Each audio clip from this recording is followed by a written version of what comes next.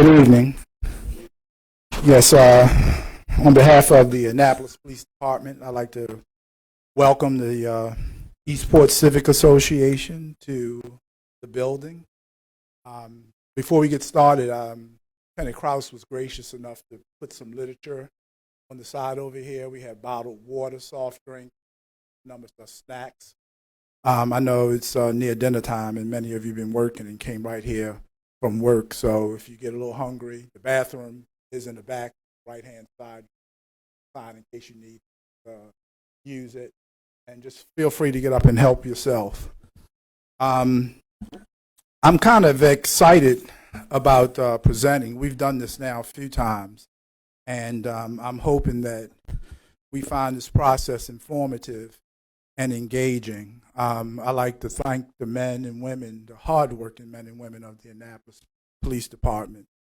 I'll say it, and whether you know it or not, it's one of the hardest working police departments that you'll find anywhere. And I think that because of the men and women, I get a lot of credit for things that the men and women do. So I just want to take the opportunity, every opportunity that I get, to thank them for the fine job that they do. I have to acknowledge that publicly. The only reason why I'm successful is because you see them right here, sitting here, and they'll introduce themselves in a few minutes. I'd like to thank Bill Reichart, the new president. Congratulations on your election. We met the other night and kind of discussed some of the things and some of the concerns that the Civic Association has. I remember last time I met at the firehouse, that was pretty colorful. Got calls from CNN literally over my question concerning the constitutionality of stop and frisk. We won't talk about that tonight. Also, I'd like to thank my deputy chief. I think he's going to give a few remarks in a minute, Stan Bradford, and my chief of patrol, Captain Justin Klonders. I'll make you a colonel, although it won't come with any pay raise. But if you want to wear the insignia, feel free. But we can't pay you any money for colonel. I'd like to thank him too. Two very hard-working commanders. So what we're going to do is, first of all, I'll just say real quickly again, we like to thank the dedication of the hard-working men and women of Annapolis Police Department, both sworn and civilian.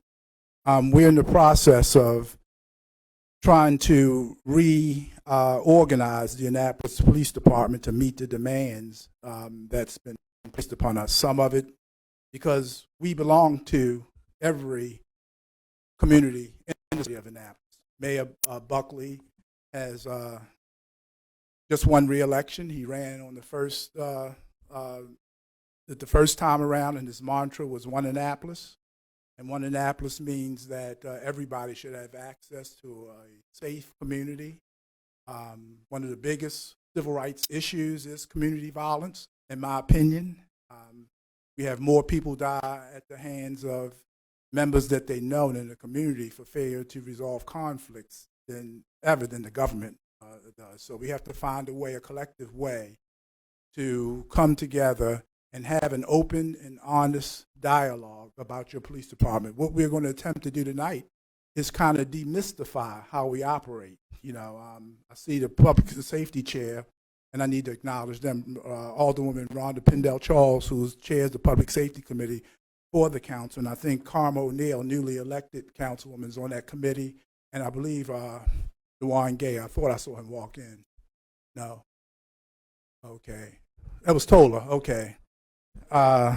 Also, did I leave anybody off the Public Safety Committee? That's the Public Safety Committee, and we have very meaningful discussions about some of the issues and some of the challenges that the city of Annapolis face, and our challenges in response to the administration of justice. And so I'm going to wrap up this by saying I hope this is engaging. We are here to engage in a meaningful dialogue, and hopefully we'll walk away with some hope that as we go into a new year. I'm always excited at the end of the year because it gives you an opportunity to look back and reflect on the things that's occurred, how you responded to it, and then if you're honest, doing the honest assessment of myself as well as the department to reflect on how we can take a different approach or a more effective approach in the new year. And so that gives us a new clean slate, and this is a very good way to end the year. So before I turn the mic over to my deputy chief, Mr. Gerald, is there anything that you wanted to say?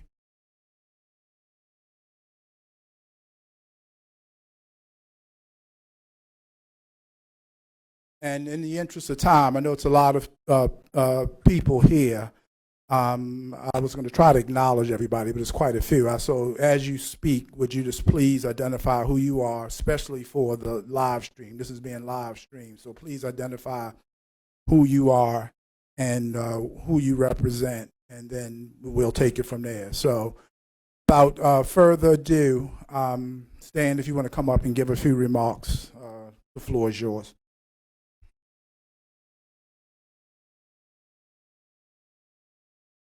Good evening, everybody.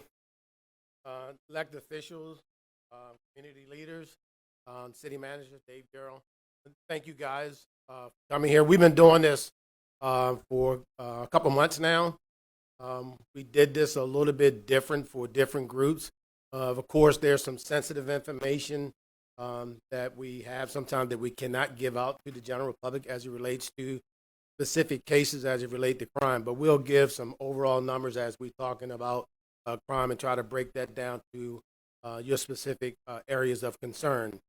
We did get a list of questions, and we will get to those questions for you guys, and we'll have a question and answer session.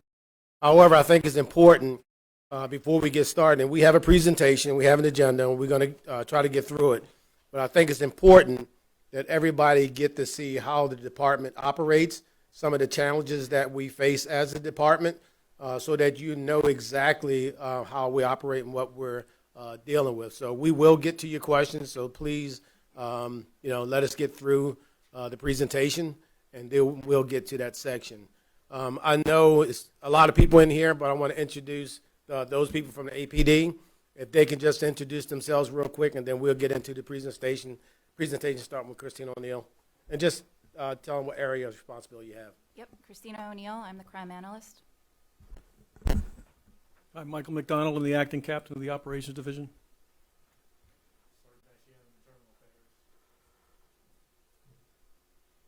Will.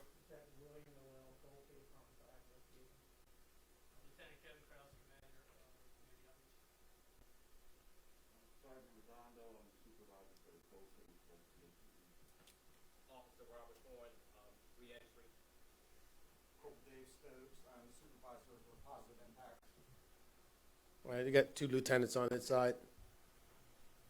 Lieutenant Amy Miguez with Patrol Nights.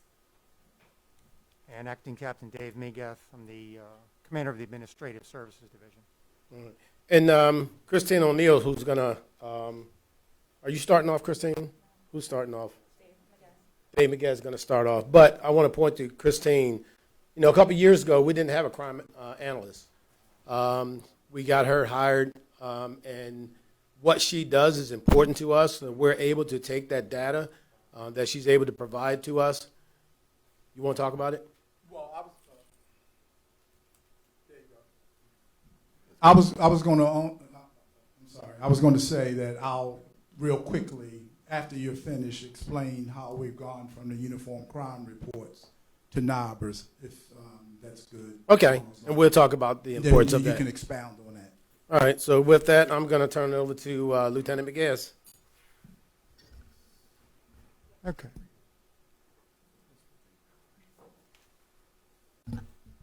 Hopefully this one's on. No. So the mic, all the mics are off. The only mic Well, that's hot is right okay. in there. So you have to go to the podium to present. And then at the Q&A, all the mics will be hot again.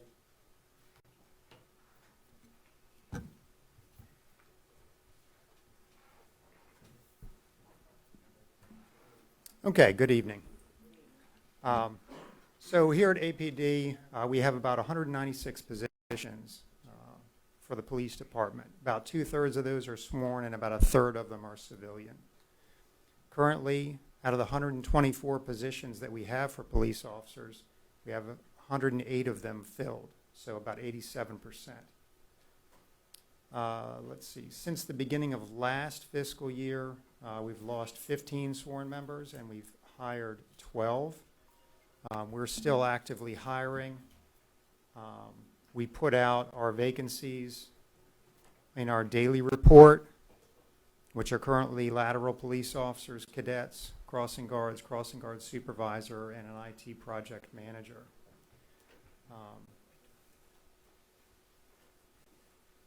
Law enforcement in general currently is suffering from a decreased number of applicants into the field, and so we are competing with other area agencies for a smaller pool of applicants. We also know that a lot of the area agencies are offering hiring bonuses. We're able to get a small hiring bonus through a grant through the Governor's Office of Crime Prevention, Youth and Victim Services. But we're still competing with agencies that are offering signing bonuses of $5,000, $10,000, or $20,000. So that's our challenge on the recruiting side. And then our demographics, we are a CALEA accredited agency. For anybody who's not familiar, it's a set of standards that's industry recognized as best practices across not only the country, but actually internationally as well. And one of those standards requires us to strive for a demographic representation among our sworn officers that matches our service population. And so, as you can see from the numbers on the screen, we have work to do to get to that point with our Hispanic officers, sworn complement, and then as well for our female officers. And so that's where our efforts are going to be, certainly for the immediate future. Every law enforcement agency in the country just about has the same challenge with recruiting and retaining female officers. So we've got our work cut out for us, but we're taking that challenge on. And that's pretty much everything that I have for that side. We're taking questions at the end, you said, correct? Yes. Yes. All right. Thank you. All right, next we're gonna go to Prime Down. Did the chief want to discuss the UCR numbers? Yeah, historically, we've used the FBI standard that was established in 1930 along with the International Association of Chiefs of Police. The Uniform Crime Reports are commonly referred to as UCR. It's a data collection process, and the clearinghouse is the Federal Bureau of Investigation. Has 8 index crimes that are referred to as Part 1 crimes. It's divided into Part 1 and Part 2 crimes. Part 1 crimes, of course, is criminal homicide, rape, robbery, and aggravated assault. Those are crimes against persons. The second category under the UCR is crimes against property. That's burglary, larceny, motor vehicle theft, and arson. From 1930 up until Christine O'Neill came on, we operated that way, and that's how we categorize crime. Anything other than those 8 crimes I named are referred to as Part 2 crimes. The problem with that process, it has a hierarchy rule. So if a person was victimized, say for example, God forbid, but if, for example, a woman was abducted, raped, robbed, and murdered, we would only count the murder under the hierarchy rule. You take the most serious crime and you categorize it. And you charge criminally those offenses, but we only counted the murder. Now under the NABRS system, NABRS is the acronym for a National Incident-Based Reporting System. It encapsulates every crime that was committed against the victim, so it does count that.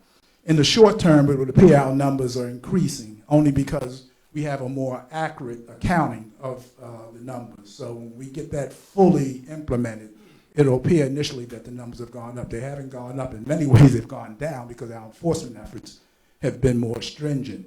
But what's happening now, it's taking that one incident and it's counting every criminal act that was committed against the victim. Any questions?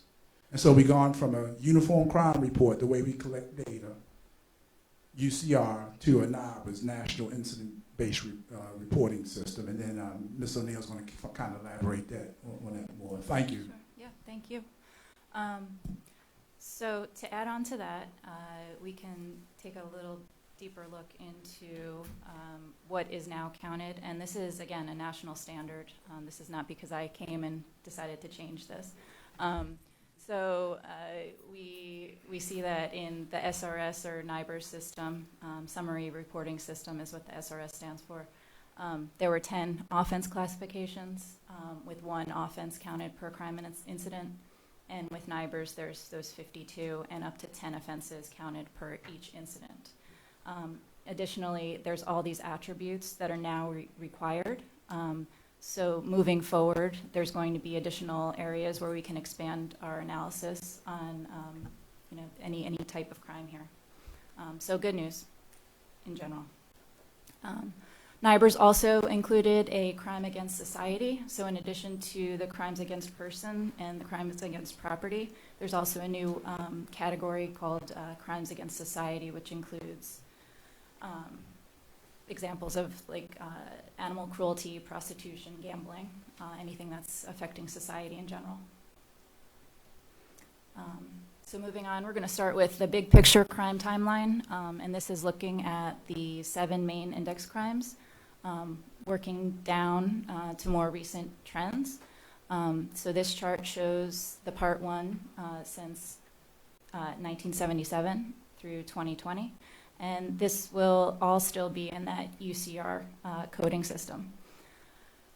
The line chart on the bottom left shows the violent crime in red and the property crime in blue over time. And then the chart on the right shows the combined property and violent crime.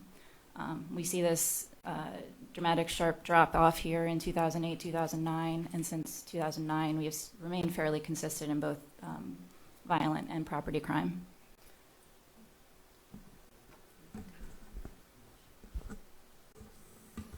Okay, to continue on with what Analyst O'Neill was saying, we were going to kind of go from macro, like the bigger picture, to the smaller picture, the micro. The historical data is in front of you. The precipitous drop around 2008, 2009, 2010 is, from my perspective and the perspective of command here, is that there was a change in philosophy with regard to proactive enforcement. People were more analytically driven, were targeting specific offenders, were data driven as to where deployment would be, and reports were more scrupulously reviewed. Victims were more scrupulously interviewed to determine exactly what crime occurred. As a result, the crime numbers came down and have basically, give or take a few fluctuations, have remained fairly consistent over the past 11 or so years. Can you go to the next slide?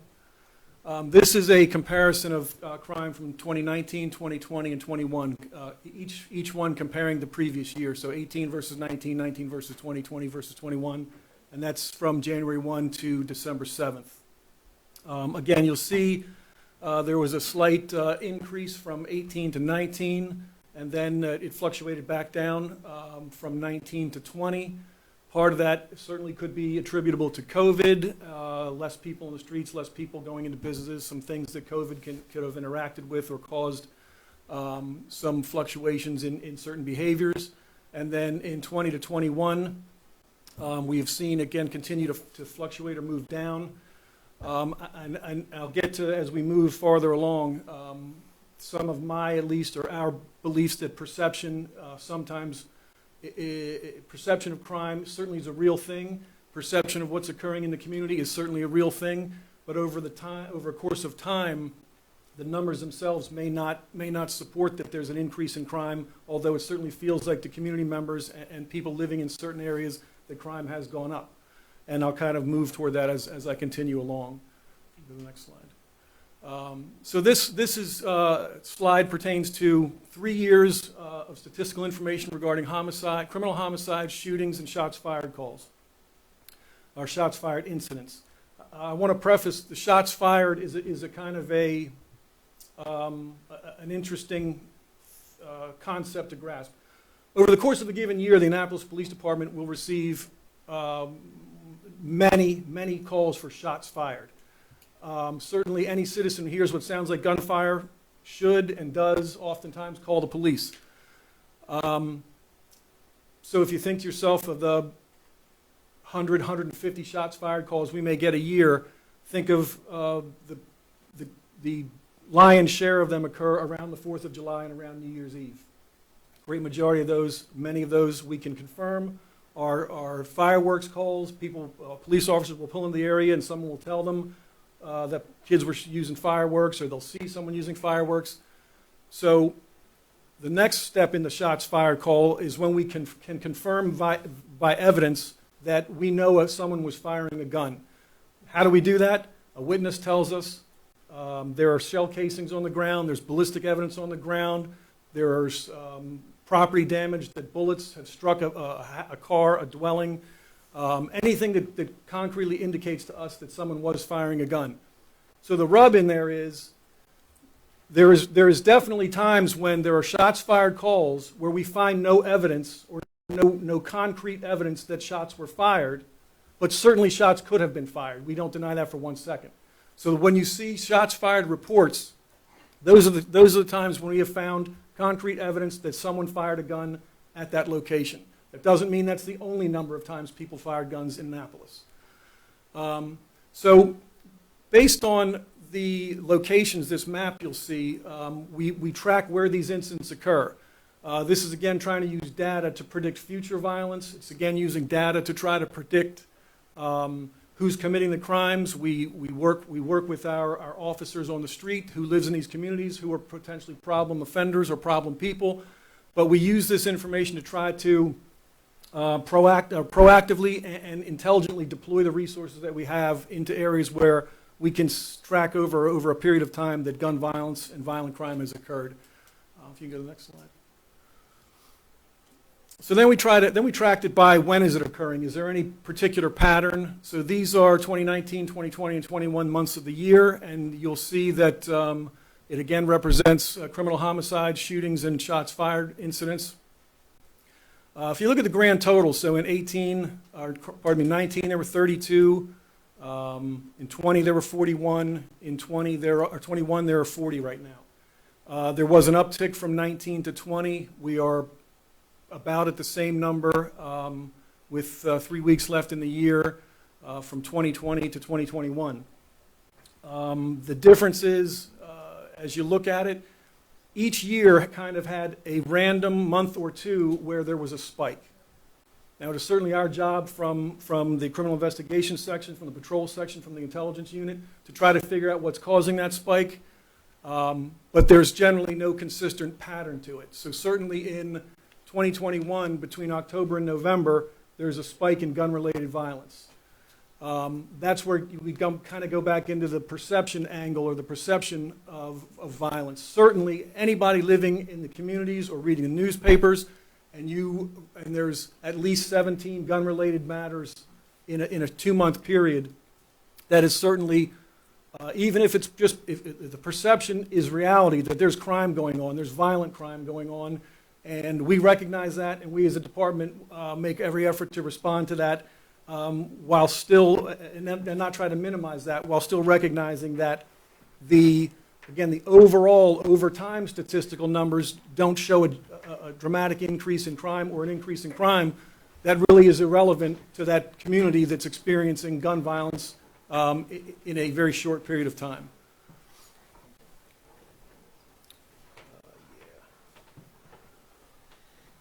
Okay, so this is a quick overview of criminal homicides that have been committed in Annapolis in 2021.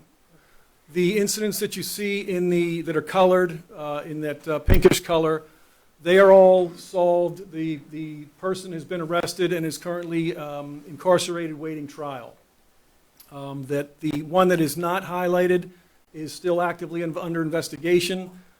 In other meetings, we provided a little more information, but because this is more of a public forum, we're going to keep the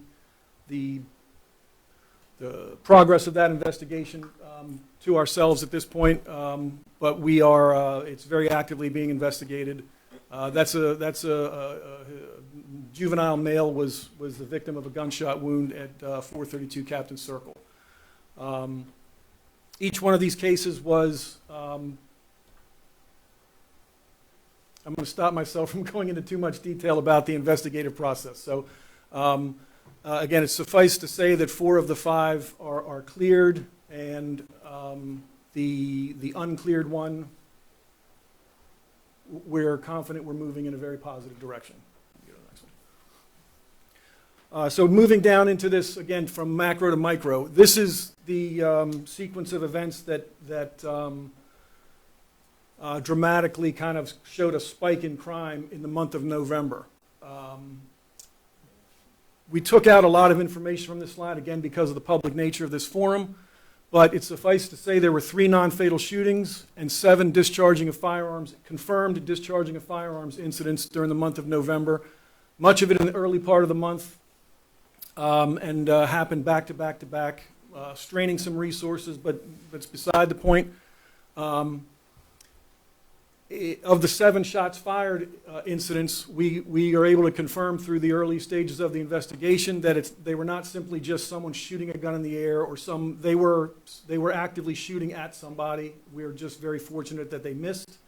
I can tell you in each one of those shots fired calls in which they were shooting at somebody and missed, the person that they were shooting at has not contacted us, has not reported the incident to the police. And we are still actively investigating, trying to figure out who those victims might be and solicit their input or their information as to any events occurring in that crime. Continue on to the next one. Yeah, so this is the end of the same thing, the final the final 5 of the total of 10 incidents in November. Again, 3 non-fatal shootings and 7 shots fired incidents.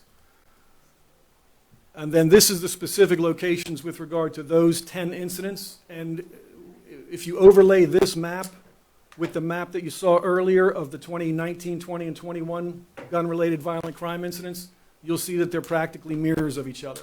Again, we tracked where they're occurring, how they're occurring, again, to try to make sure we deploy our resources intelligently in a data-driven fashion, as opposed to just randomly scattering police across a city hoping for a positive result.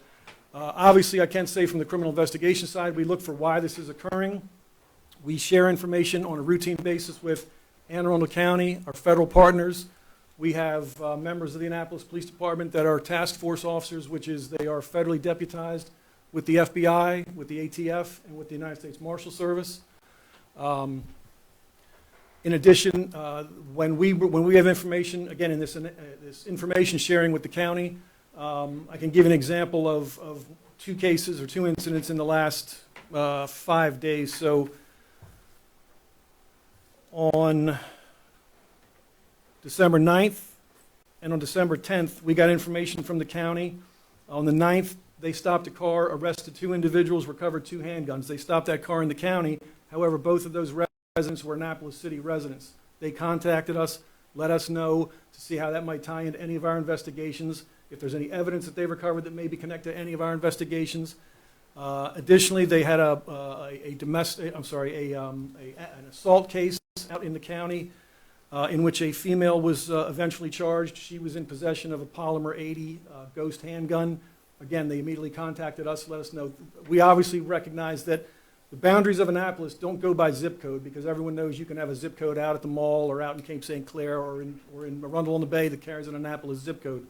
So we routinely share information between our intelligence section, our detectives, and the county detectives, as well as the surrounding jurisdictions. Although, of course, Anne Arundel County is most close to us, and we share. Our criminals go there, their criminals come here.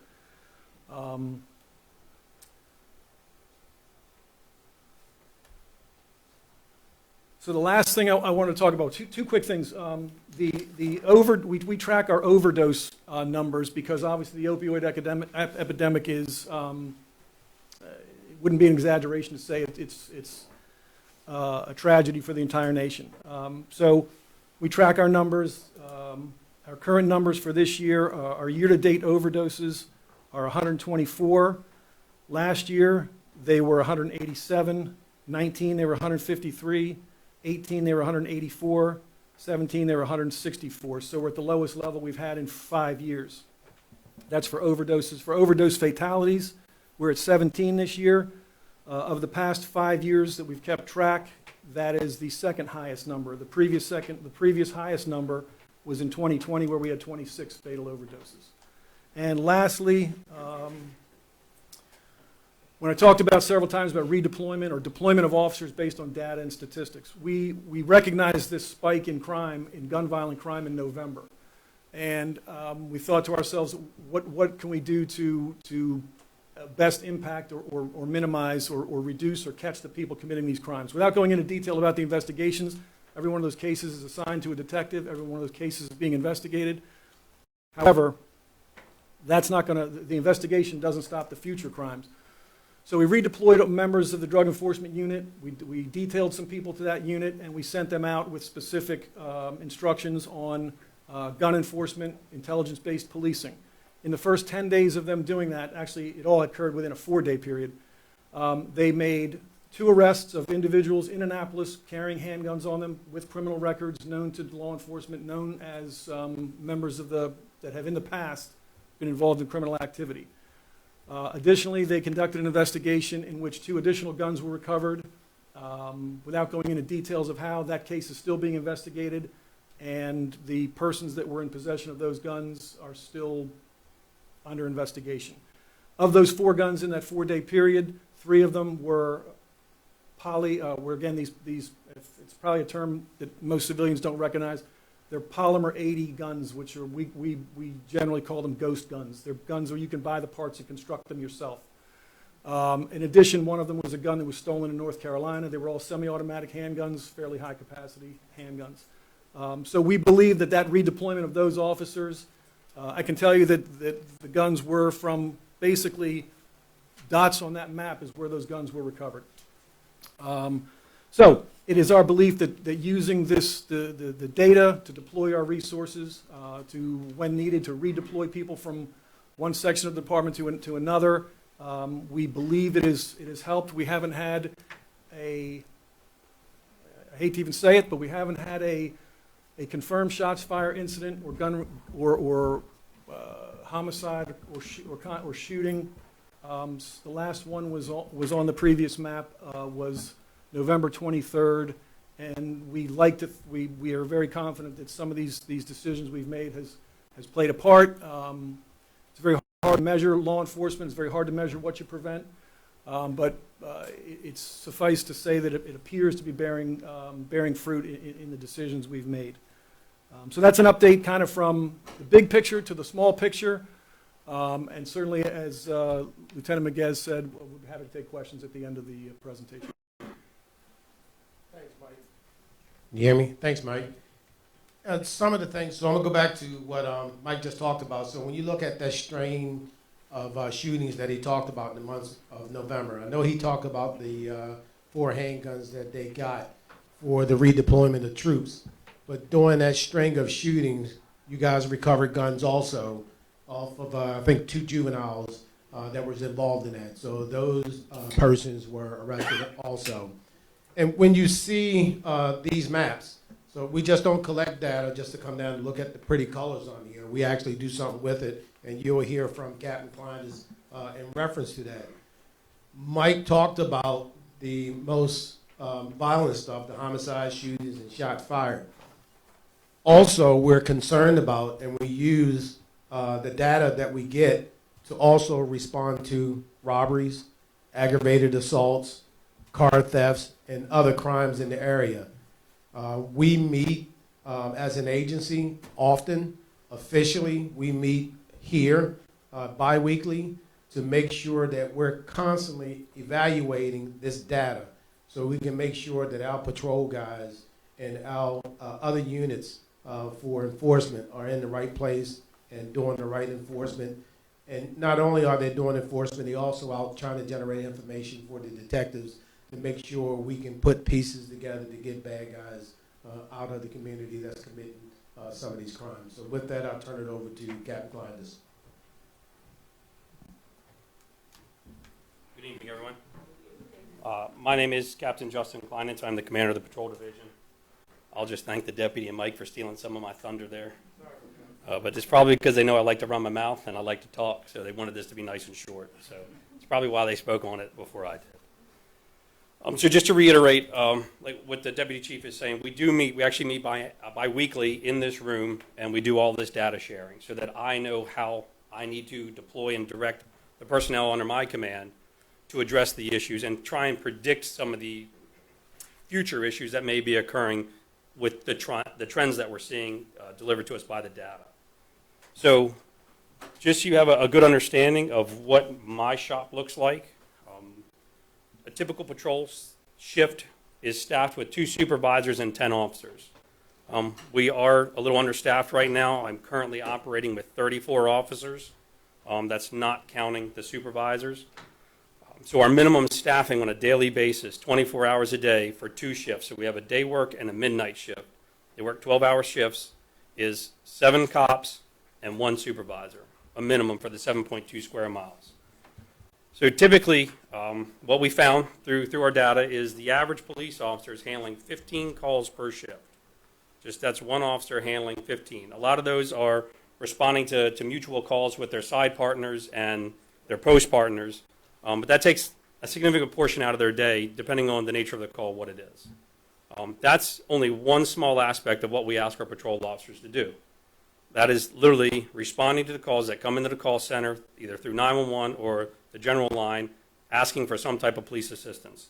That's not their proactive patrol, what they stumble upon themselves.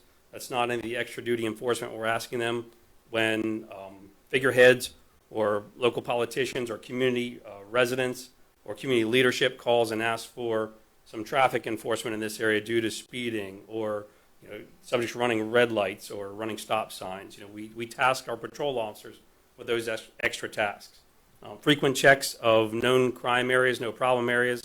If we have issues with homeless or people loitering, drug and alcohol abuse in open parks and things of that nature, we ask our officers to do drive-bys and drive through the areas, do frequent checks multiple times throughout their shift.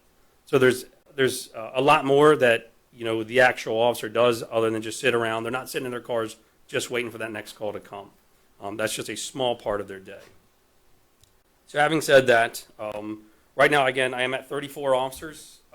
Out of that 108 that Acting Captain Miguez told you, about 4 of those 108 are still in training. So the spots are filled. However, they're not officers that you see on the street. There are actually 4 are in the academy, 1 hopefully soon to graduate. Yes. I believe by the end of the month or early next month, and then they'll start their field training period. So of those 34, last time we did this, I actually gained 1 officer who got off and completed their field training. I currently have 2 that are in the beginning stages of their field training process, and they are due to get off in, I believe, March, early March. So that'll bring my staffing up to 36 at that point. So operating a little bit understaffed, we're asking a lot of our officers, and they're willingly doing it. They're putting in the effort to do the extra things that we need them to do, to put in the extra hours that we need them to do. So rest assured that we are staffing our shifts. We're not running around with 4 cops every night to make you guys feel safe. We are staffing our shifts, but that's coming at a cost to the agency, and it's coming at the cost of overtime and order-ins. So we are doing a lot of ordering in officers on their days off. So if you can imagine, you work your 40-hour work week, and now your boss calls you and says, hey, come back to work for another 12 hours on Saturday or Sunday, or your first day off. That is happening frequently. So what we're doing, as the chief talked about, we're looking at some restructuring.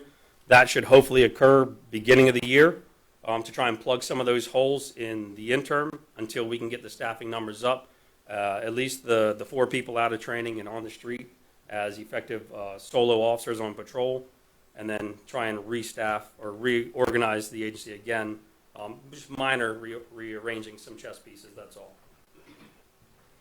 So another thing that was actually, so everybody's aware of it, that was just kind of actually presented to me today in reference to our numbers for recruiting.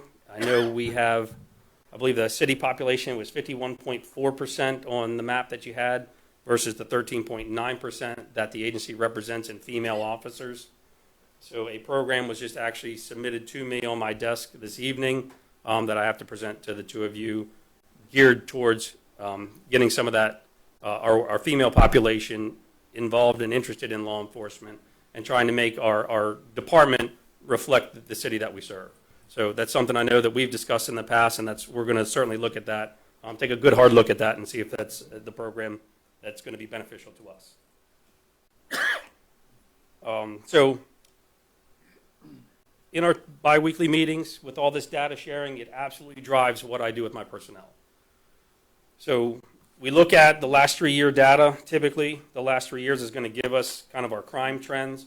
And what we found was in 4 neighborhoods in this city, the majority of the crime is coming from or occurring in those. Now, I don't want to say coming from because it's not always the people that reside there. Oftentimes, it is people from outside those neighborhoods coming, committing the violence in the neighborhoods. But location-wise, that's where a large portion of our crime is occurring, our violent crime. We look specifically at the robberies, the shootings, the confirmed shots fired. And what we found was over the last 3 years, there have been approximately 13 robberies involving firearms in 2 of those most dangerous neighborhoods. That would be Clay Street and the Harbor House Eastport Terrace. So what we did was we developed a plan to encompass the increase in violence that we saw in November with the shootings and the shots fired, and we started upstaff patrol. So what does that mean? So in addition to the 7 officers and at least 1 supervisor on the street, we had 8 different officers, 8 additional officers that were either had their schedules adjusted, which means they weren't performing their primary function that day. They now supplemented patrol as additional resources that we could use to help try and stem some of the violence, or they were ordered in on their days off to help do that, or they volunteered to work the shifts. We had about a 12-hour window. We looked at the time frame that the crimes were occurring and tried to bring the officers in a little bit before that and stay a little bit after the typical time frame that we were seeing the events occur. So that ran for about 2 weeks, hot and heavy, straight, 7 days a week, and we saw a pretty significant diminish in calls for service in those neighborhoods with respect to the violent crimes. We didn't go in there as it's not in there as a occupying force. We're not there, locking everybody up that has committed some type of violation. We're not writing a bunch of traffic tickets, and we're not making the neighborhoods angry. We're there walking and talking, trying to engage the community in the right way, proactively trying to elicit some type of information that can help us in these cases. So the officers are out of their cars. They're assigned to specific neighborhoods. They're not patrolling around. They're not just sitting in their cars. They're out on foot engaging the residents.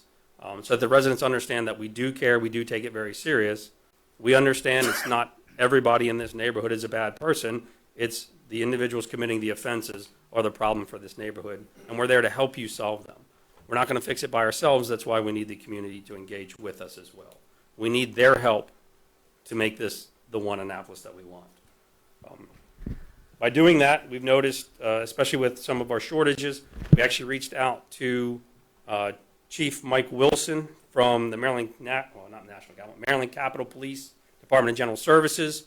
We have a meeting with one of his staff members, I believe next week or the week after that, to go over an MOU or a memorandum of understanding to get some assistance from their officers throughout their shifts that help us to just be a visual deterrent for crime. We're not asking another agency to come in and solve our problems, but we're asking for their help to be seen and be engaged in the community with us and engage the community members in a positive light and hopefully gain and garner some information with regards to the crime, or at least make them feel better, give them a nice feeling that we're doing everything we can. Our partners care as much as we do, and they want to help us as well, because everybody deserves to live in a safe neighborhood. So hopefully we're going to get some headway with that coming on. One of the other things we do have that I think it's important when it relates to the shots fired, we do have some technology in one of our neighborhoods. It's a shot spotter camera system that there's a multitude of variables that it's in a mathematical algorithm for a computer that if it hears it through the microphones and it triangulates and it does a whole bunch of scientific stuff and it determines whether or not it's an actual shooting that occurs, i.e. somebody shooting a gun, or if it's a car backfiring, a fire truck going by, a motorcycle going down the street. And when it determines that it does meet the threshold for a shooting or a shots fired, we typically get audio and video footage of that event to wherever it triangulates it. I can tell you one of our recent cases that we had out in the Harbor House area, we had officers in the neighborhood when a shooting occurred, or shots fired, I should say, occurred. And just because the way the sound bounces around the neighborhoods, they were looking in the opposite direction from where the actual shooting did occur. When we looked at ShotSpotter, we found out, hey, it's actually over here on the left, not on the right. We redirected resources to that. They located it, checked the community, walked up and down the street, made notifications to everybody on the street, and luckily nobody was injured, but nobody provided us any information with regards to the actual event either. Nobody had any information to provide to us. But we did confirm that that was a shooting. So there is some technology out there that does assist us with this. One of the other things I think it's important to note that in 2 of our shootings over the last 24 months, officers have been in or around the neighborhood when the shooting occurs. So the criminals are more emboldened and more brazen, and they're willing to take those risks, and that's what is not acceptable. You know, we have to do everything we can to try and mitigate that. And that's where part of the upscaling comes into play, but also detailing some of my officers out over to Special Investigative Services so that they can start working with our drug enforcement unit, and that resulted in our, I think it was 5 arrests and 4 guns taken off the street. And one of those arrests, I think it's important to point out, one of the subjects did have an attempted murder warrant. So that's one of our, another serious offender off the streets, at least for the night.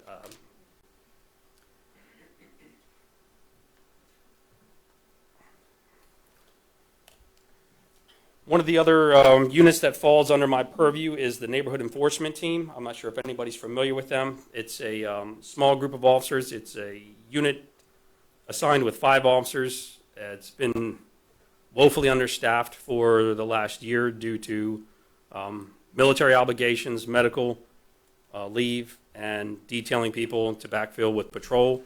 But it's been maintained at a minimum of 2, a sergeant and a corporal, that have been actively engaging the neighborhoods of Robinwood and Harbor House and Eastport Terrace, where our 2 community resource centers are that we opened up in, I think it was May or June of this year.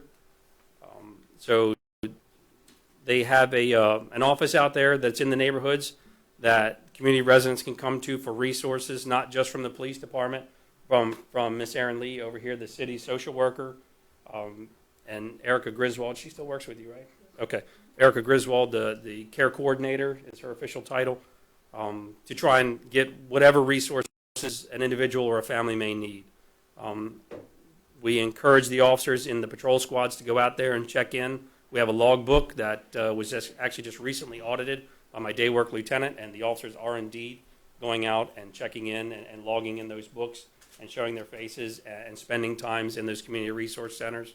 To where somebody from the public may not want to talk to the officer on the street and share information, but they have a safe place that they can come and do it, kind of out of the eyes of the other public in the neighborhood. Because we know that peer pressure and neighborhood pressure is a very real thing in some of these underserved communities, and a lot of times people don't want to talk to us because they don't want to seem like, or be called a snitch or anything of that, and be targeted, any kind of repercussions for their cooperation with us. Another thing that we did recently, and I guess we'll get into that shortly with the state compliance, is set an office upstairs it's out of line of sight of the general public for people to want to come in and speak to the police. So when you come in, we don't have to talk to you just in the lobby. We have an actual office that's off the lobby, so you can come in and safely discuss whatever it is you want to discuss with the police. So with the neighborhood enforcement team, sorry, I kind of got off the beaten path there. Typically, they're attending HACA meetings, the Housing Authority of Annapolis. They're attending those. They're going to their own trainings that we have to do every year, but they're primarily focused on community engagement. They're not the ones that are out there that are trying to chase down everybody with a warrant. They're not the ones that are, stopping every speeding car going up and down the road. They are there to engage the community, try and determine what is plaguing that particular neighborhood, what resources they need to help address the cause of it, not the end result, but what's causing the problem. One of the things we try and do, especially in patrol, is if we go to a simple shoplifting call, you know, and it's just a hypothetical situation, it's a mother with 3 kids, you know, why is she stealing? You know, what's the reason for the stealing? We don't treat her as just a criminal who's a thief. You know, we expect the officers to debrief the individual, and it may require an arrest, it may not. If there's other services that we can provide to prevent that behavior from reoccurring, if they're just in need and, you know, she can't provide and she's got to steal to provide for her kids, then we want to do something to correct that behavior, and we want to provide whatever resources we can. So we expect our patrol officers not to just go out and handle the end result of the crime that's occurred. We expect them to figure out, or at least attempt to figure out, what the root cause of that crime is and address the reason, not the end result. I don't believe I have anything else for you. If I'm sure there's going to be a lot of questions. If you want to meet up with me afterwards or ask them in our Q&A, we're good to go.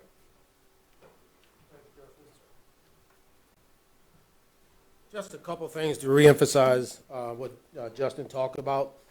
As it pertains to the Capitol Police, I know we met with Chief Wilson, myself, and Chief Jackson actually met with the Secretary of Public Safety. We met down at the State Building, and we talked about a real MOU. So we have to follow that meeting up to talk about the MOU and see what that's going to look like as they partner with APD as it pertains to public safety. We also talked to the Naval Academy. The Naval Academy is looking to expand their jurisdiction. What we're hoping is that they would expand out to the downtown area as a presence. That would be great for us, where we can use some of those officers in other areas. So we're hoping this coming year we'll be able to use them. And we're still in contact with the Naval Academy and the Capitol Police. Some of the things that Patrol does, we have an intel unit that monitor social media constantly. We're looking for things, and we have to look at things that's happening not only in the state, but things that's happening nationally. In the state of Maryland, especially in Baltimore City, you see we've been having a rash of ATM thefts. Captain Klein just instructed his guys, and we got a brochure out to make sure that we went to pretty much every store that owns an ATM in the Annapolis area to give them some instruction on how they can secure their ATMs. What we're looking for is to relocate them if possible, not make them an easy target, and make sure that we can give them some information so they can get more protection, because, of course, when those things happen, you get tons of property damage. We don't want people to get hurt. And, of course, it just don't look good, and those things catch on, so we want to stay ahead of that. Also, looking nationally, we've been checking social media. If you've seen across the country these flash mobs, we've been making sure that we're paying attention to it so we don't catch some of that stuff coming our way. We make sure that we constantly getting that information out to the patrol guys when we get that type of information, and making sure that they are aware of that. I know Captain Klein just talked earlier today about officers getting out of the cars, going into the communities, and we want to be able to do that as much as we can. He also talked about your net team resource. What we don't want, although they do check in, we want to make sure they're in the community and not spend a lot of time sitting in the office. We do check in and make sure and check on those who are operating the resource center. There are two-way radios within the resource centers that's connected to the officer. So when the officer come in, he actually pick up the two-way radio, and he has communication with someone who's actually inside there in case there's an emergency. He can get right back. We don't have to worry about somebody calling 911. Beryl Downs, you here? All right, so Beryl and her group over in Parole asked us, what can we do to help you guys out? And one of the things we asked them to do, if they'd be willing to start, because they came to us, a citizen on patrol. And we sent Beryl and her team up to Baltimore to one of the best citizen on patrol areas, which is up in Upper Park Heights area, the Northwest District Citizens on Patrol. They went up, they got some training on a particular evening. We're going to give some additional training in reference to that. We're going to get a vehicle for them and try to outfit it, and they're going to get some, and we got a follow-up meeting, and what we're hoping is to put together a good Citizens on Patrol. So not only is the police responsible for crime in your neighborhoods, we also want to partner with the community and help you guys out. So there's things that you can also do to help keep your community safe. So, Chief, you got something on that? I was just going to say real quickly, Stan, and this may make you chuckle a little bit. I used to teach sociology for about 14 years. And the one thing I would say is that there are 6 institutions of social control in the United States of America, 6 very important ones. It's more than that. But the first 3 are the family, reinforced by our schools, not only K through 12, but higher education. And the last is our faith-based institutions. If those 3 are irrelevant in the community, then the other 3 institutions of social control become predominant, and that's police, courts, and corrections. So you want the community to take responsibility. The Citizens on Patrol, in case many of you were thinking, why in the hell would he send them to Baltimore? They recorded 322 murders, and why would you go there to look at a model when the police can't even take care of their own community? The reason why, because under rabbinical authority, and for those of you who are familiar with the city of Baltimore, in Upper Park Heights, it's a Jewish community. The Citizens on Patrol, the rabbi dictates it. He required all men between the ages of 16 and 65, rabbinically, to take responsibility for the community.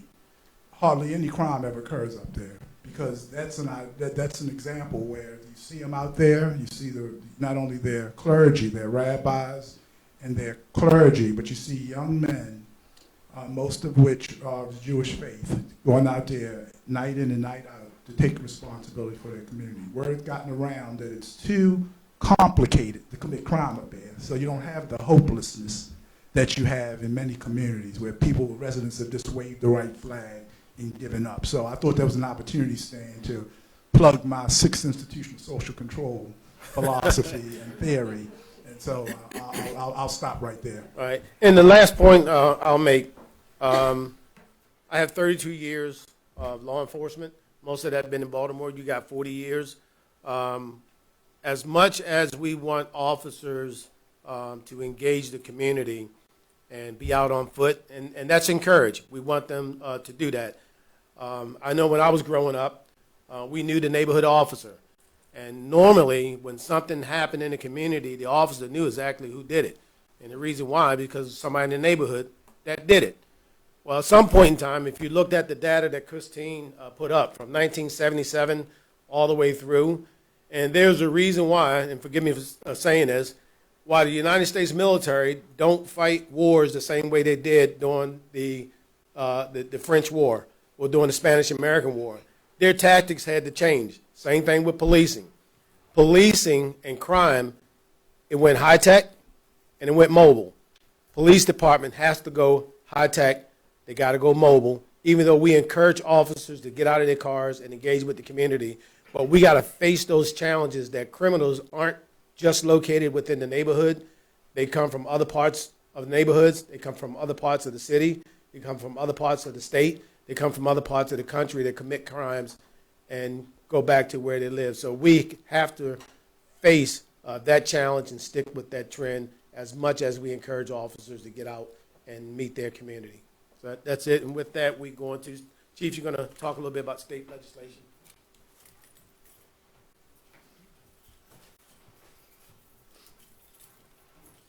Yeah, I'll be brief because my subject matter expert, well, I have a lawyer here. They are always subject matter experts. But Rhonda McCoy, I'm a former Inspector General. I'm certified through the Association of Inspectors General out of John Jay College in New York. And I was the Inspector General when the Baltimore Police Department went into consent decree.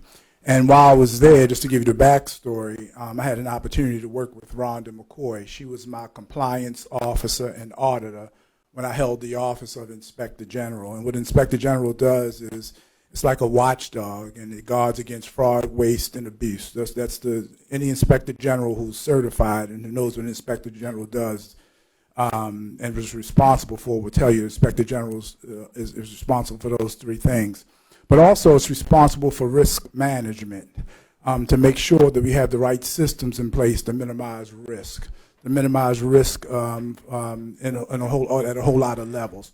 So having said that, many of you know that after the unfortunate in-custody death of George Floyd in Minneapolis, St. Paul, about almost 2 years ago now, I think in April of 2020, the unfortunate tragic death when Officer Derek Chauvin sat on his neck and breathed the life out of him. I think that was the proverbial straw that broke the camel's back in America, and a revolution occurred, and police and the citizens in this country, all throughout the country, the movement started in the West Coast, demanded better police accountability and police reform. Maryland was no different. At our last legislative session, the Maryland General Assembly produced bills, and I'll talk real briefly. I'm going to mention them really, and if there's anything you want to chime in, Carrie, feel free. Two bills. First of all, the bills passed both the House and the Senate, and they went before the governor's desk. And of course, for those of you who watch the 6 o'clock news, I'm not talking out of school. He vetoed those bills, and they were overridden, and they automatically became law. Well, one of those Senate bill, 178, and these are two compliance bills, and it deals with a whole lot of things. I'll just give a quick overview of what it deals with. It deals with basically police accountability. It does a whole lot of things. Let me see. Well, let me start with House Bill 670. It deals with stops, Terry stops, stop and frisk, citizen recordings, accountability and discipline, tort claims, training, decertification for officers who are problematic, who have broken the rules or broken the law. It requires implicit bias testing, mental health screening, deals with marijuana use. House Bill 193 creates private rooms. I think Captain Klein just mentioned those private rooms. It requires us, which we already have implemented, it requires private rooms where citizens can come in a non-intimidating environment and make complaints and talk to law enforcement officials, especially people in internal affairs. And of course, you'll see in the red letters in the interest of time, when it took effect, a lot of these took effect on October the 1st, and then it gives a date that we were compliant.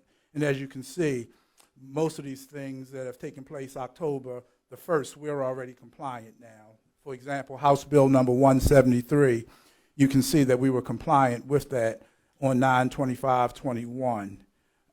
House Bill, and then you can see the ones that will take effect anywhere from March of 2022 through July 2022. I think it's more important than to talk about the nuances of the bills. It's very expensive. It's very time-consuming. We can't ignore it because it's the law. So for us to ignore it, we would be non-compliant and in violation of the law. That's another huge challenge that we face. It takes hours on hours. There's a committee, and I think you guys meet, Terry, once every Wednesday to make sure that we're working very vigorously to be in compliant with the state requirements. When officers are engaged, when officers become engaged in any type of force that causes serious injury or death, we no longer investigate it. The law requires now that the Attorney General's office has primary responsibility. We can't even speak to it if we don't get clearance from the Attorney General. So these are just some examples of the new law and the challenges that we face. I'm not going to mince words. It's supposed to be an honest and open discussion. At times I get frustrated because they're very heavy budgetary items, and like consent decrees, the government tells you're mandated to do these things, but a lot of times it's not accompanied by funding. It's at the people who foot the bills, the taxpayers, ultimately. And so while we're working very vigorously to try to address all communities in Annapolis, the mayor's mantra of One Annapolis, to make sure that everybody can have the reasonable expectation that their police departments coming to work every single day with the mindset of trying to prevent crime, not react to it, but do our very best to prevent it in the first place. We're also hampered with this awesome responsibility, very stupendous responsibility to make sure that we implement the state legislation. Not only that, but the responsibility for overall discipline when officers are charged with misconduct, and the charging committee and the punishment and all that stuff doesn't lie with us anymore. The county has responsibility because, of course, the city of Annapolis, is also a part of Anne Arundel County. So the county executive and his designees are responsible for meting out any discipline in compliance with the new state law. And so the two bills that we are in compliance with that took effect on October the 1st, 2021 was Senate Bill 178 and also Senate Bill 600. I think we're compliant with both of those bills, and we're working now. Our main focus has been to work with the county executive and his designees to make sure that the city of Annapolis has a seat at the table as we muddle through this Maryland Police Reform Act. So every day I come to work, I have the burden, if you will, of trying to lead a police department that's very involved in not only the day-to-day operations, as Captain Klondis and my deputy chief and Mike McDonald and everybody else who spoke thus far, Captain Miguez talked about. We have to, by law, deal with this very awesome responsibility of transitioning into the requirements set forth by the Maryland legislature, by the Maryland General Assembly, to be in compliance by July of 2022 with the Maryland Police Reform Act. Did I leave anything out, Carrie?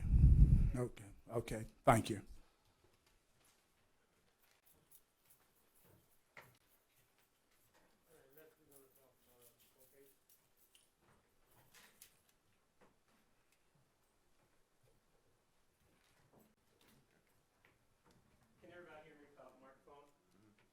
No, no, you'll need to speak to the microphone. All right, well, I'll come over here. Hey, good evening. My name is Detective Noel. I'm with the Cold Case Homicide Investigation Unit. Myself and Sergeant Redondo, located in the back. We do this work here at the agency. The main thing a lot of people don't know about cold cases is how are they defined. And we try to keep it simple, and we start with the understanding that nationally there is no clearly defined definition among law enforcement agencies. To give you a local example, Metropolitan Police in D.C., they transferred the responsibility of the cold case, the responsibility of an investigation to cold case squad when no further investigative steps are identified for a period of time of up to 4 years.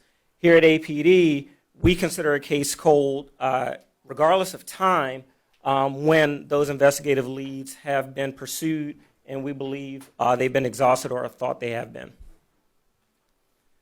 The mission of our unit, which is paramount, especially with what we've explained about our relation to the community, folks need to understand that we still want to pursue justice for their families regardless of time and things that have occurred, that we are still involved in the fight. We want them to know that through our efforts, we're going to show the families that their loved one isn't forgotten. And as a result, we foster a strong relationship with the citizens of Annapolis. How are these cases selected? Quite simply, we start with communication from the public.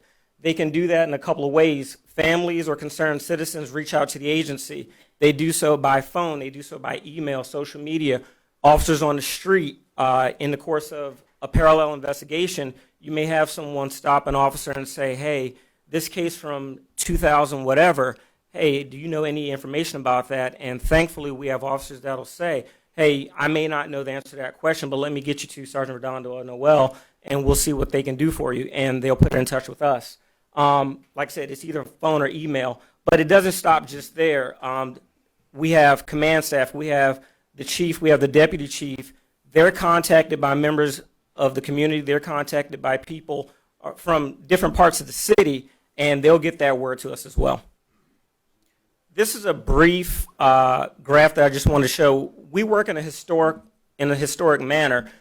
We work on cases that, again, have occurred in the past, and we're bringing those investigations forward. So this map just kind of shows that old UCR reporting for Anne Arundel County from 1965 to 2000. What this graph shows in the next slide, essentially in Annapolis between 1965 and 2020, there were 176 homicides and 120 arrests. That's a 68% clearance rate. When we drill in a little closer from 99 to 2020, it's 90 homicides, 53 arrests at a 58% closure rate.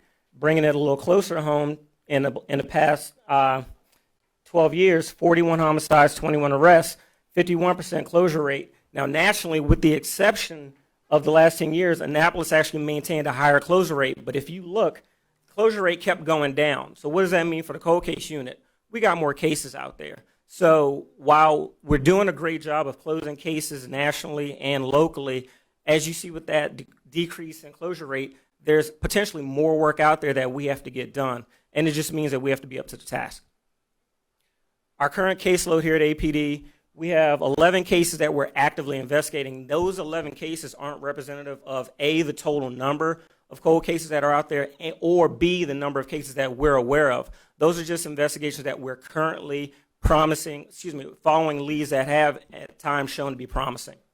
There are 2 investigators, like I mentioned, myself and Sergeant Redondo, and a great amount of our time is spent in family meetings, calls, just various forms of communication with the family. Again, families need to understand that we are addressing these matters and that their concerns are paramount to us in these investigations. Can you go back? The last 2 are big. In that communication as well, you don't see it, but it happens. State's Attorney's Office, command staff, and the family updates, that's constant communication. Those things are always ongoing. Phone, email, stop you in the hallway. Those things are always happening because those are the only ways we move forward. And a last part of that you know, up on the slide, as the major mentioned, with tactics having to change over time, one big thing that's I would say a benefit to us is change in technology. So one of the things that help our cases start moving forward again is we audit the forensics. Do we have DNA? Do we have ballistics?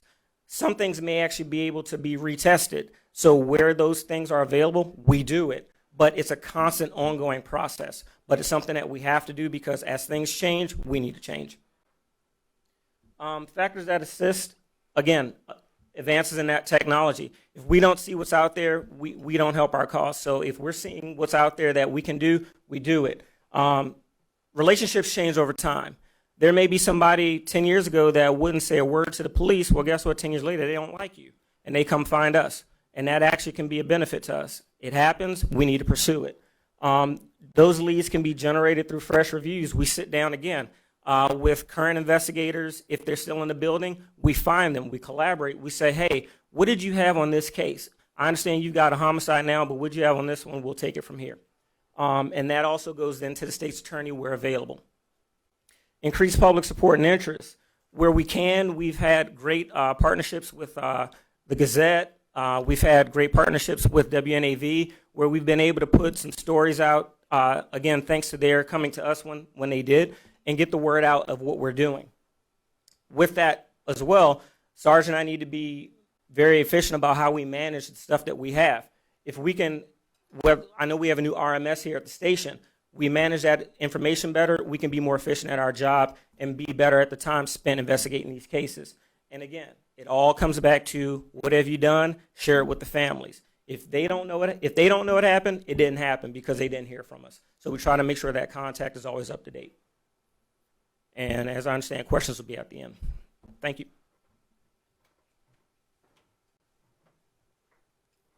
I know you guys are anxious to get to your question. We got 2 more presentations, so please bear with us. When we start talking about community policing, everybody look at community policing different, right? So what Detective Noel just talked about, is that community policing? Yes, it is. Prior to us creating a cold case unit, families had no resources as to what happened to their loved one.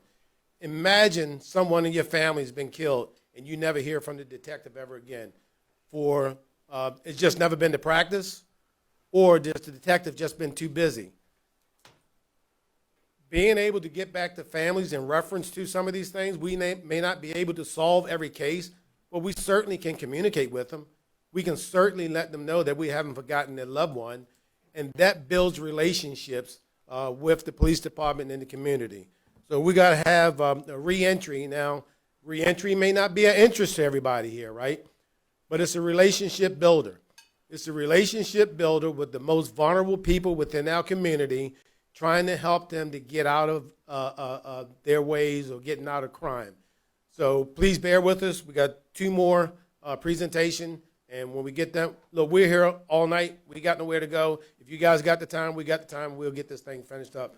So with reentry, please all come up.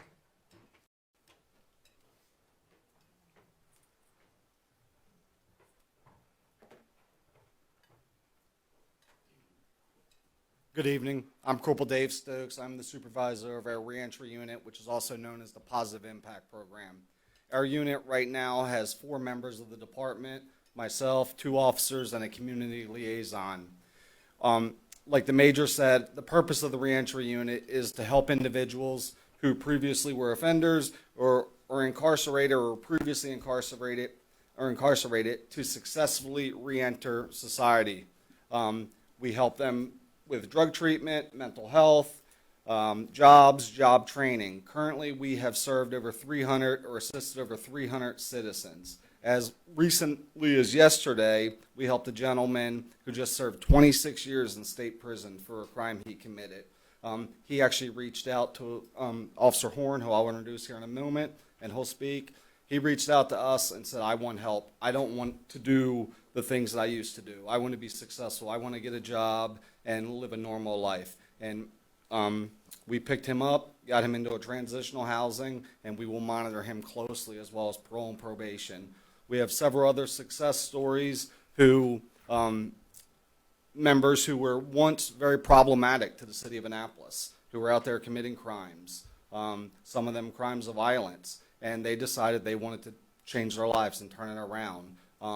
And one gentleman who has been with us before, and he spoke with us, he was problematic. I have personal stories about him. He's now engaged to be married. He's living in a nice home. He's raising his kid. He has a good paying job. He couldn't be here tonight because he's actually in school.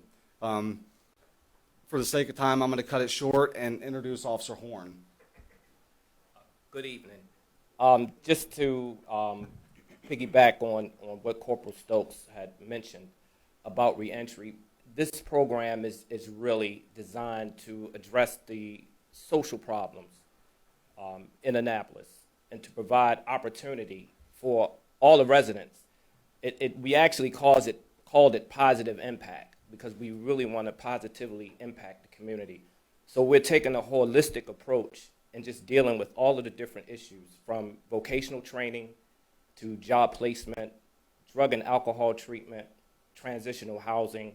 So we're really the router to connect the community to the internet, that is the services. So the gentleman that was released yesterday, 26 years, we started working with him about 3 months ago, before he was even released. We were able to connect to our partner in Baltimore, more and more transitional housing. He was able to help us to pipeline him into transitional housing. So he was released yesterday. Now he's in Baltimore in transitional housing. His family is from Annapolis, but he's getting all the wraparound services that he needs so that he can be successful. So if he decides to come back to Annapolis, he won't reoffend. So this program is for the entire community. We're focusing on the at-risk population, but we're servicing everyone. One of the things that I want to highlight, I like to share success stories. We have a lot of success stories here, and this program actually started about 15 years ago when I was with Baltimore. I'm retired from Baltimore City Police Department. I spent 26 years there. For about a decade, we built out a reentry program. That program was a well-oiled machine. Well, we are working now inside the correctional facilities. So we brought it here. I tailored the program, thanks with the help of Pastor Carroll, my partner, Officer Smichael, and I just want to thank the chief for bringing me out here to be a part of the Annapolis community. But we like to highlight our success stories, and we can't do this without our partners. We're doing this with no funding. We've done relocations. We've relocated families to safer places. We've gotten some of our Annapolis residents into inpatient drug treatment. So I want to highlight another one of our success stories and bring her up here and let her share her experience. Shamia Gladding, she's one of our graduates from our program. And I want to bring her up so she can share her success.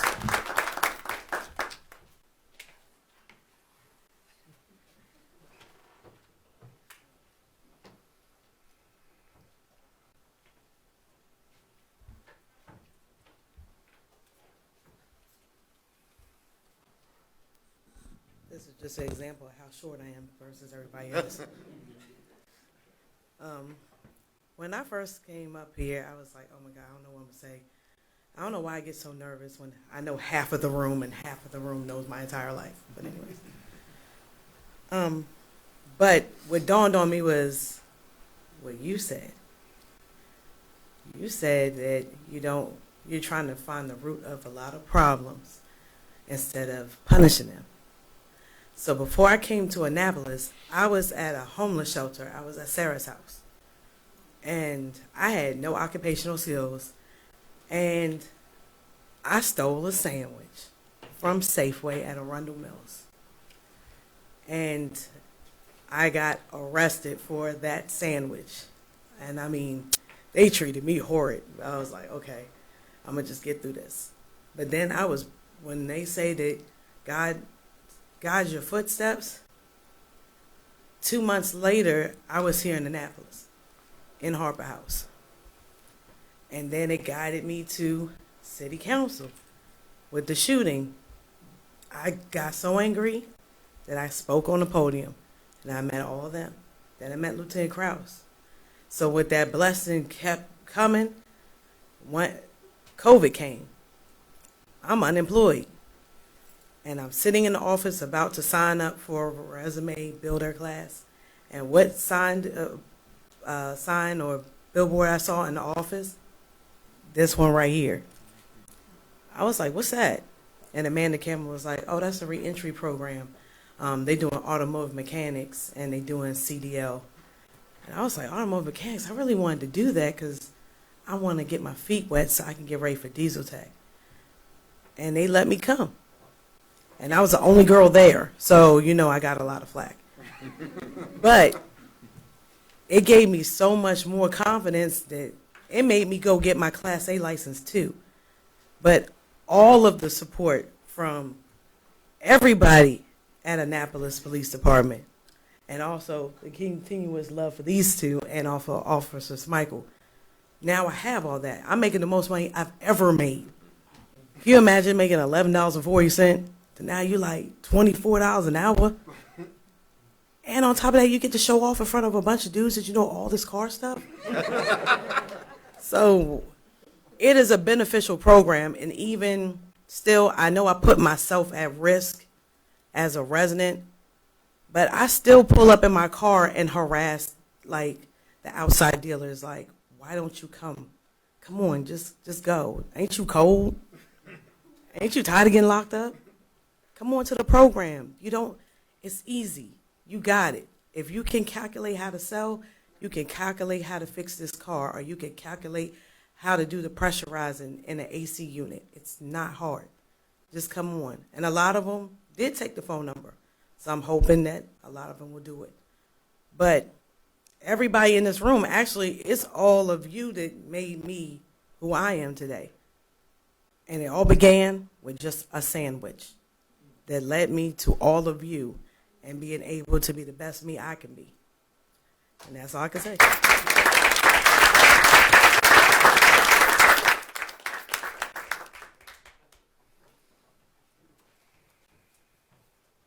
promise you this will be the last one. But again, is that community policing?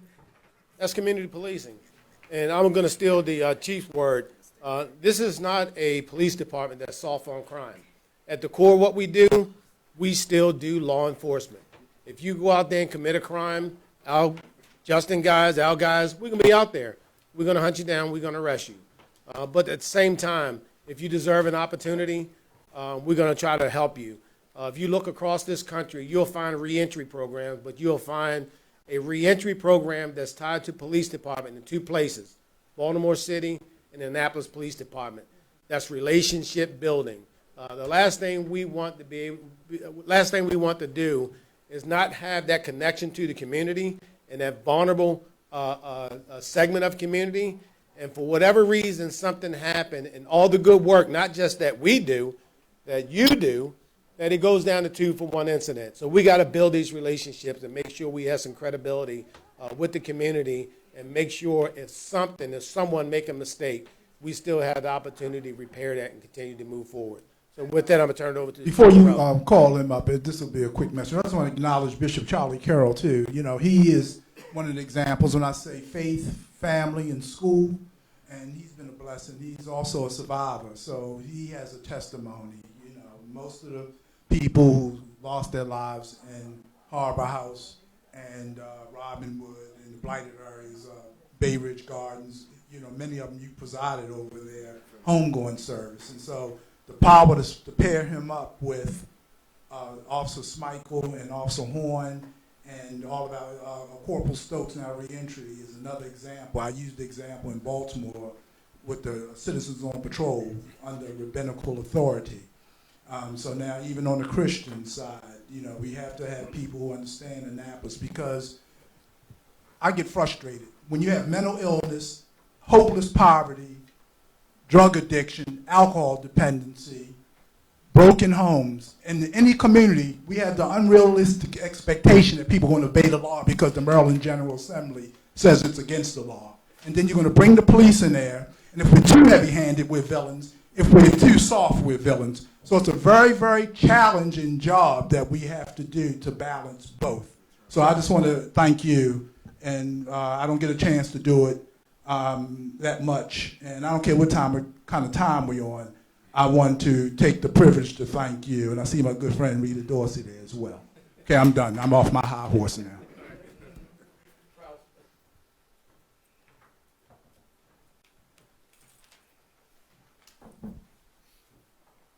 Good evening. I'm Lieutenant Kevin Krause, and I am the Commander of Community Outreach.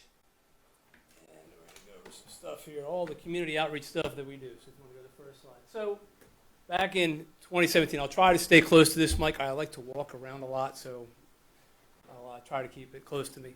Back in 2016, you can see that community activities, we did 115 community activities. In 2017, I was selected to go over to community outreach. At the time, I had a total of 10 people in my unit. That counted cadets, it counted some officers, and some civilians. And you can see we increased very dramatically from 115 to 611. Every year past that, we continued on until we got to a high of 2019 where we did 1,057 events. Now, just mind you, that's events. That doesn't count as community meetings. That just counts events that the police department went out and were involved in. In 2020, we took a dip down. The reason is COVID. COVID hit. We weren't allowed to do anything. We weren't allowed to go into schools anymore. We couldn't do movie nights. We couldn't do any of the things that we normally do. So we had to kind of change things around and started doing Zoom. So we started doing community Zoom meetings with some of the local communities. And we continued on from there. As you can see, the majority of our events are school events, camps, and most of them involve underserved communities and underserved kids. Go to the next slide. So these are some of the things we do. So we're involved in the parades. We do National Night Out. This past year we did National Night Out. We were in 6 different locations. We do food Fridays and food pantries. When COVID first started, we saw the huge need for people to have food, and they couldn't get out we started getting these backlogs where you couldn't find food. So we went to the food bank along with Pastor Cheryl, and we started doing these food drives and food banks every single week. And we would do them with Pastor Cheryl in certain locations like Truxton Park, Pip Moyer, or we would do them down on Clay Street or some of the other areas. And the police department would also do our own. We would go, we'd collect food, we'd go out to different communities such as Robinwood or Harbor House, and we'd show up and we'd hand out food. So we were doing that for pretty much all during COVID. Matter of fact, we're still doing a couple. We're doing one at Tyler Heights still. Most of the other ones have kind of like slowed down at this point. Once again, we're at community meetings. We're involved in all that kind of stuff. Midnight Madness is huge right now. So 2 weeks ago, we were at Midnight Madness downtown. We showed the movie Elf, and we supplied, we did Cocoa with a Cop. We gave away free stuffed animals to the young kids. We did badges. We did the whole 9 yards for all that, and it worked out really well. This Thursday, we'll be down there again. This week, we are playing The Grinch, the one with Jim Carrey. So please come on down and get some hot cocoa with us. We do trunk or treats. We obviously hadn't done them the last 2 years because of COVID. But in the past, you can see we dress up. So it makes, we bring the community together so they can see that we are real people. We're not just police officers. We have families. They can all kind of relate to us a little bit better. We do back to school stuff. We have free libraries throughout the communities that we supply books to. We have an overdose reduction initiative, which we started last year, which we're continuing to do this year, where we're going out to different areas, different groups. We're providing them information about drug overdoses. We have our Apd Scholarships. So back in 2017 was our 150th year anniversary. So we tried to figure out something big to do. So at that time, we came up with the idea of doing this scholarship. So each year we give out 2 scholarships. So we've done that for the last 5 years. And unfortunately, we had the Capitol Gazette shooting. So during that time, we had an anonymous donor that wanted to give us $5,000 towards our scholarships each year. And they've continued to do that every year since that horrible event. So overall, over the last 5 years, we've given out 23 scholarships. They're $1,000 scholarships. And what's unique about our scholarship program is you only need a 2.7. So I don't want that kid that's got the 4.0 who's going to get the scholarships from everybody. I want the average kid who just needs that extra little push or that extra little money to get them into college. And the good thing about ours, too, it's also good for a trade school. So not only can you go to Anne Arundel or you can go to any college at all, you can also go to any trade school. So it really helps out and brings the community together. Movie nights. Back 2 years ago, or 3 years ago now, I guess it is, we purchased a movie screen through a grant. And we have shown about 52 or 53 movies so far in the last 3 years. COVID stopped. We couldn't do it. We started picking it back up in August. And since August, I want to say we've done 11 movie nights at that time. Not only do we show up with our big screen and do the movie night, we've been doing it at schools and communities, we show up with free food. So we do hamburgers and hot dogs and popcorn and you name it, we have it, and we bring it out there. Which brings me to the point of we actually got a food trailer last year. Our food trailer we can't cook in, but we can provide services out of our food trailer. It has running water, and we provide our food out of our trailer. Last year, around October, around this time, I was at home with my kids, and we had all these stuffed animals, and we were going to donate them to Goodwill. We found out Goodwill won't take stuffed animals. So we said, what can we do with all these stuffed animals? So my kids actually came up with this idea of, hey, how about we give them out to some of the kids that you guys deal with, traumatic events or whatever. So we came up with stuffies for kids affected by traumatic events. I put out a call for stuffed animals back in January of last year. I received over 5,000 stuffed animals. So we've gone through them, we cleaned them, we bagged them up, we've given them out to officers. So now officers have these stuffed animals in their cars, so whenever they come to a traumatic event with a child, they can give these stuffed animals out. And it's been a great program that's really brought the community and the officers together a little closer and helped the kids get through the tough times they've been having. Just a little bit more about some of the community outreach things we do. So we do citizen fingerprinting, we do pedal, which is we engrave your numbers on your bikes. We have a Hispanic liaison, Joe Hudson, who works with us, and he goes out in the community, does a great job. We have Watch Your Car, which Rita Washington's in the back. She works with the alert program, and she takes care of that for me. We have a transition safe place in the front of our building in the parking lot. You'll see a green space that's put up, and that's for people doing transactions. They can come do transactions here safely. We have a prescription drug box, so if you have prescriptions laying around your house, please bring them in, because the last thing we want to see is your prescriptions get stolen, or or a relative seems to take those and takes them out on the street, or takes them themselves and gets hooked on drugs. We don't want that to happen. We did Annapolis Cares Project Lifesaver. This is a project that we started 2 years ago, and it's for people that have cognitive issues. We can issue a bracelet, and it's sort of a tracking device, but it's done through RF. It's not done through GPS. Currently, we have one person enrolled. I think at our top we had 3 people enrolled. But it is a great program, and if you have someone who has Alzheimer's, or if you have a child who has some sort of disability, it's a great program to get your child enrolled in. And we keep all the information here at the police department. It's all confidential, and it's easier for us to track down your child or your grown adult if they happen to wander off. Let's see, skip through a couple of these here. And we do residential and commercial security surveys. So if you want to have your house checked out, for us to come out and say, hey, you know, these bushes, you might want to cut these bushes back because it's easier for somebody to hide. Or if we say, you know, might want to add some lighting or a camera here, we can come out and do those surveys for us. All you have to do is come and request them. So this is my heart and soul. Youth programs and fishing camps and all the camps that we do in the summertime. We average between 11 and 13 camps a year. We average about 30 kids at each camp. COVID cut the numbers down to about 10 or so, but we continue to do our camps all through COVID. As you can see, we take the kids out. We take them fishing. We do all sorts of things. We take the kids out on my boat. We teach them how to crab. We teach them how to trot line. And then at the end of the day, we bring all the crabs back to the beach, and we do a little steamed crabs for the kids. We do a little cookout for them, and they really enjoy it. We do a Jova Noble, which is like a mentorship program. We do that. Joe Hudson runs that. We do STEM programs, sailing camp, crowing camp. So we do a ton of camps during the summertime, and 95% of the kids we acquired for those camps are all from underprivileged areas. You can go on. Other things we have the Annapolis Police Kids Club.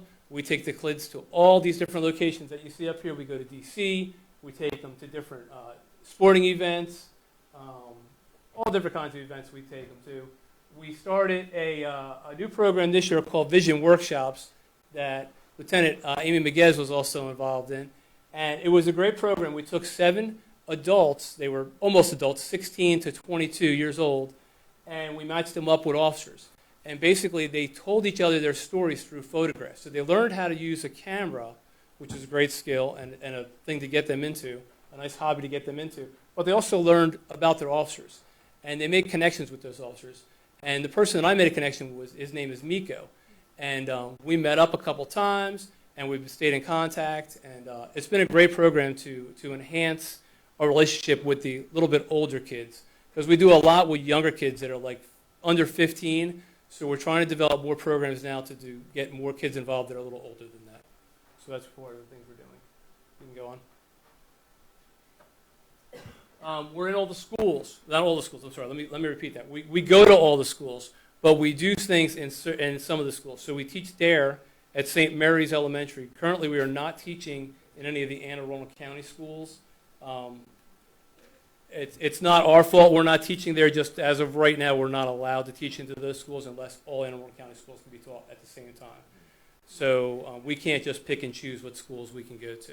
But we are in all the schools doing something. But we teach character counts at Annapolis Elementary, Mills Parole, Georgetown East, Tyler Heights, and Eastport Elementary.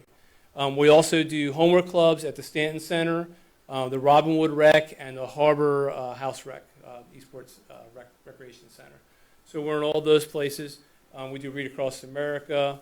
We're very involved with patrol guys are also involved in this. They go out and have lunch with the kids. So we try to get everyone connected to try to keep building those relationships throughout the community. You can go on. This just talked about some of the food pantries we've done throughout the year and different locations. You can go on. So this comes back down to our shop with a cop, coffee with a cop, cocoa with a cop, all the different things we do. when we're out in the community. If you'd like to have one of these events come to your neighborhood, just let us know. Or your business, we can come out and set something up. Maybe we can do ice cream with a cop if we can get an ice cream shop, because I love ice cream, so that would be a great place to go if we can get that worked out. All right.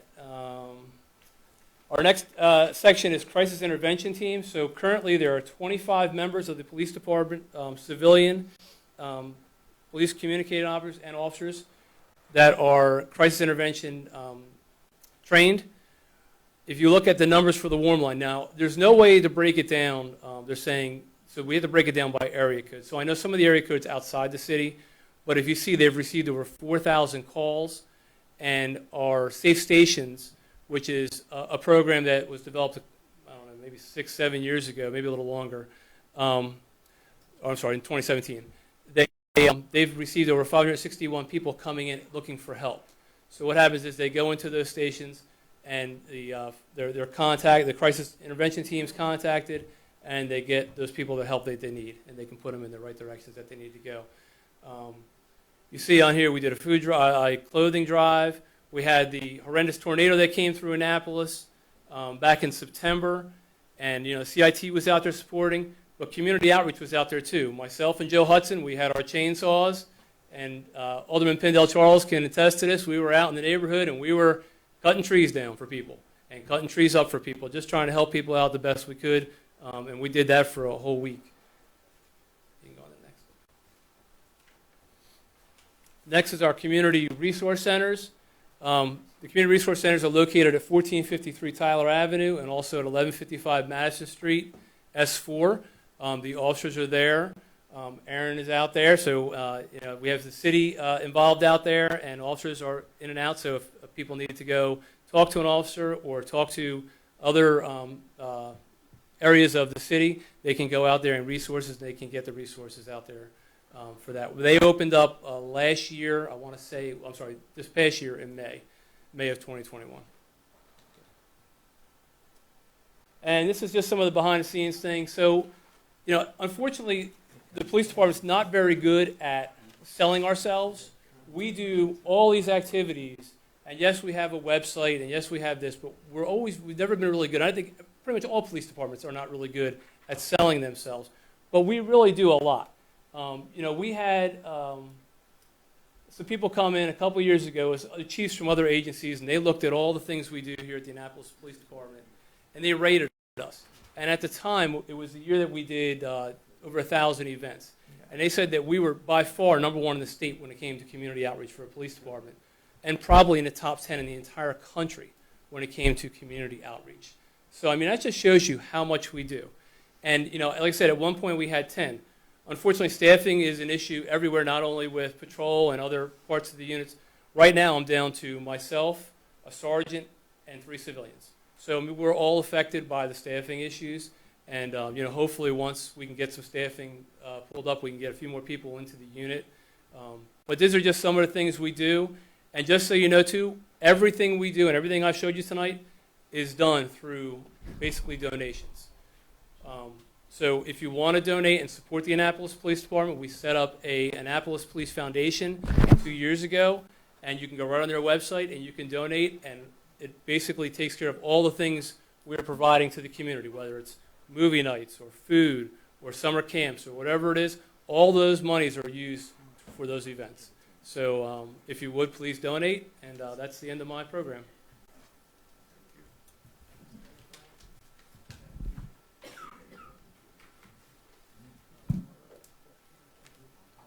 So that is the end of our presentation. I don't know if anyone needs to take a break. There's restrooms down the hallway. I think Julian, a couple of minutes, or the rest of the mics will be hot, so you don't have to go up to the podium. So if you give them time to get that straight, we should be fine.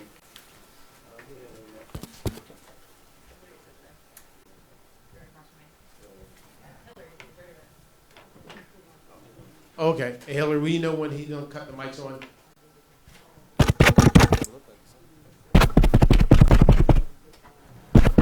They're on. All right, so the mics are hot. Chief, closing remarks. I gave my closing. Yeah, gave my closing remarks when I introduced, when I was on my high horse, so I'll let that be my closing remarks. Hi, Mr. President, how are you? Whatever question you guys may have. I take my mask now. Sure.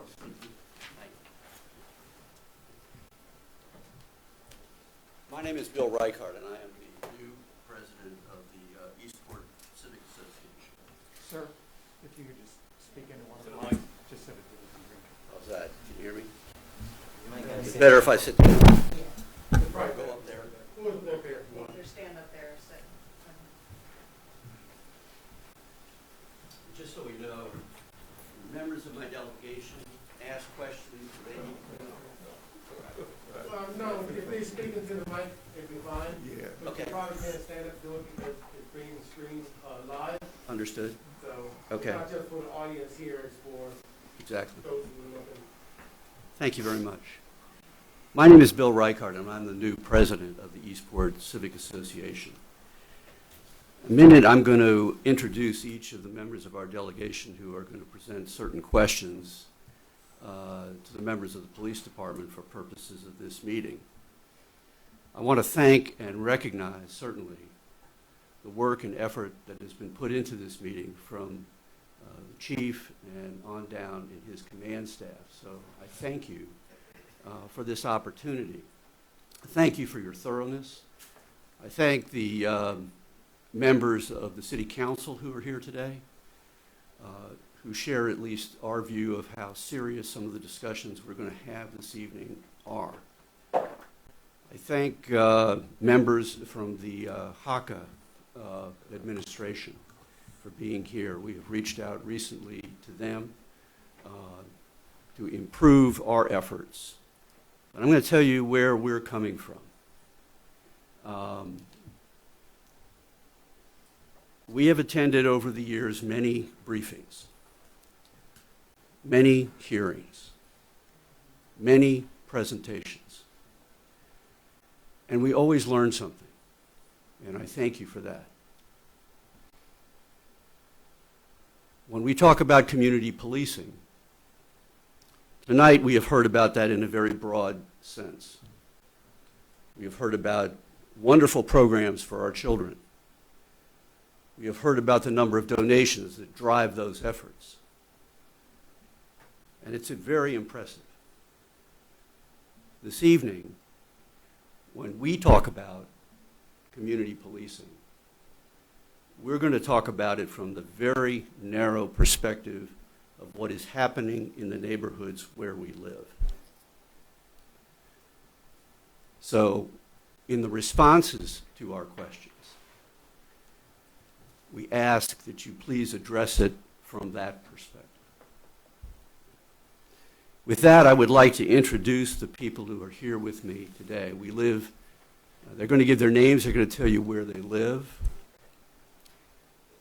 We have questions, some of them are quite detailed. We have shared with the police department and with the city government the general categories of the questions that we're asking. We're not here to debate. We're not here to argue. We're here to listen, but most importantly, and by the end of this process, most importantly, we are going to ask for some very specific ideas that you may have that the people who live in this community can do with you that aren't subject to budget amendments, that aren't subject to long, drawn-out discussions, but something that we can actually sit down and agree to do within the next 6 months to improve the safety situation in Eastport. I'd like to introduce Mr. Andre Adkins. Andre, just raise your hand or stand up. Babe Feldman. These gentlemen are the co-chairs of our safety committee. Mr. Greg Brennan, Ms. Karen Jennings, and Ms. Heidi Halleck is in the back there. Our format, starting with me, will be to rotate responsibilities for each of our questions and the detailed questions that flow from those general questions, and then we will rotate them. We will try to be efficient as to time and contact, but we've got a lot to talk about.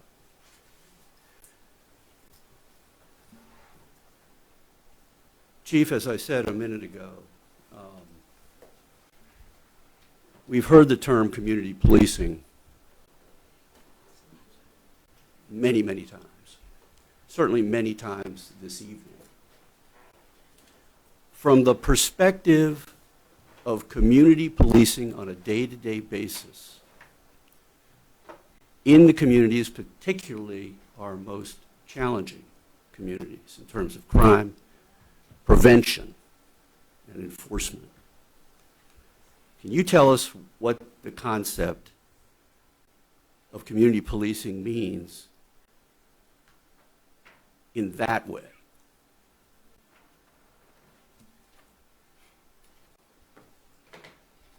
Yes, sir. When you talk about community policing, and I've been asked this many times, first of all, foundationally, or at the core what community policing actually is, it's a philosophy. It's a philosophy that asserts that in order to be effective in the community, there must be a collaboration between the community that you serve. It could be Eastport specifically, or Annapolis in generally. So community policing is community and neighborhood specific. Another component of it is that it's problem solving. And throughout the presentation tonight, in a very general way, you saw us interacting and pairing with the community, whether we address poverty or hopelessness or some of the other things that that precipitates crime as the bottom line. Sociologically, what's unique about Annapolis is that you have, in some areas, prosperity and poverty all in the same community, the same neighborhood. Many American cities are what we call in sociology concentric zones, where people congregate, cohabitate, and live together who are of the same socioeconomic status. But in Annapolis, it's a little bit different because you have people who are struggling economically, and all that goes along with that. We talked about that throughout the night: drug addiction, mental illness, alcoholism, the opioid crisis, that live in close proximity. So, example, when you have two disputes between two warring parties, say from Robinwood and Harbor House, Madison Street, the gunshots you hear, in close proximity in middle and upper middle class neighborhoods. That's what's unique about the city of Annapolis, because it's only 7 square miles and 40,000 residents. But to answer your question more specifically, what community policing definitely is in Eastport, that means that we have to have an open and honest dialogue. We have to sit at the table. We have to discuss the problems of Eastport and then talk about what we can do collaboratively. Okay, let's begin. I'm going to start asking, first of all, Karen. We've introduced you. Karen will take the first series of questions. And I'm going to also ask Karen to tell us where she lives. And as a preface to her question, tell you a little bit about her experience. Thank you. So my name is Karen Jennings. I live at the intersection of Park Avenue and President Street. My husband and I bought our house in 2009. And over the 12 years that we've lived there, I've witnessed stabbings. I've witnessed people being shot. I have had someone high on PCP drive their car into my house. I have had bullets come through my walls and bounce around the inside of my house. And never ending has been the gunfire. Certainly there's been times where there's been lulls and it's been, we go a few months without gunfire, but then it always comes back. And it just seems like a problem that Annapolis has not ever been able to solve. And I totally understand, when you were presenting data earlier, that there hasn't been an uptick in gun violence, but that's over the whole time frame that I've been living in my house. So, I would like to think that all that we've experienced while living there isn't just background noise or some baseline that we're comparing to, because that would be really unacceptable. But But I guess from the point of view of those of us who live along President Street, when we think about community policing, we're really expecting to see our police officers out and making connections and building positive relationships with the neighbors in our community. And I did hear you, talking about police officers getting out of their cars and walking around. I can say from my perspective and those of my immediate neighbors on President Street, we have not observed that. We've seen officers in their cars, but we haven't seen police officers walking. And maybe it's happening on blocks away from us, I don't know, but we haven't really observed that substantially. And we understand that there may be some balance between doing that and having the reaction times, as you mentioned about, having to move with, and having the technology and moving with the way the crime goes. But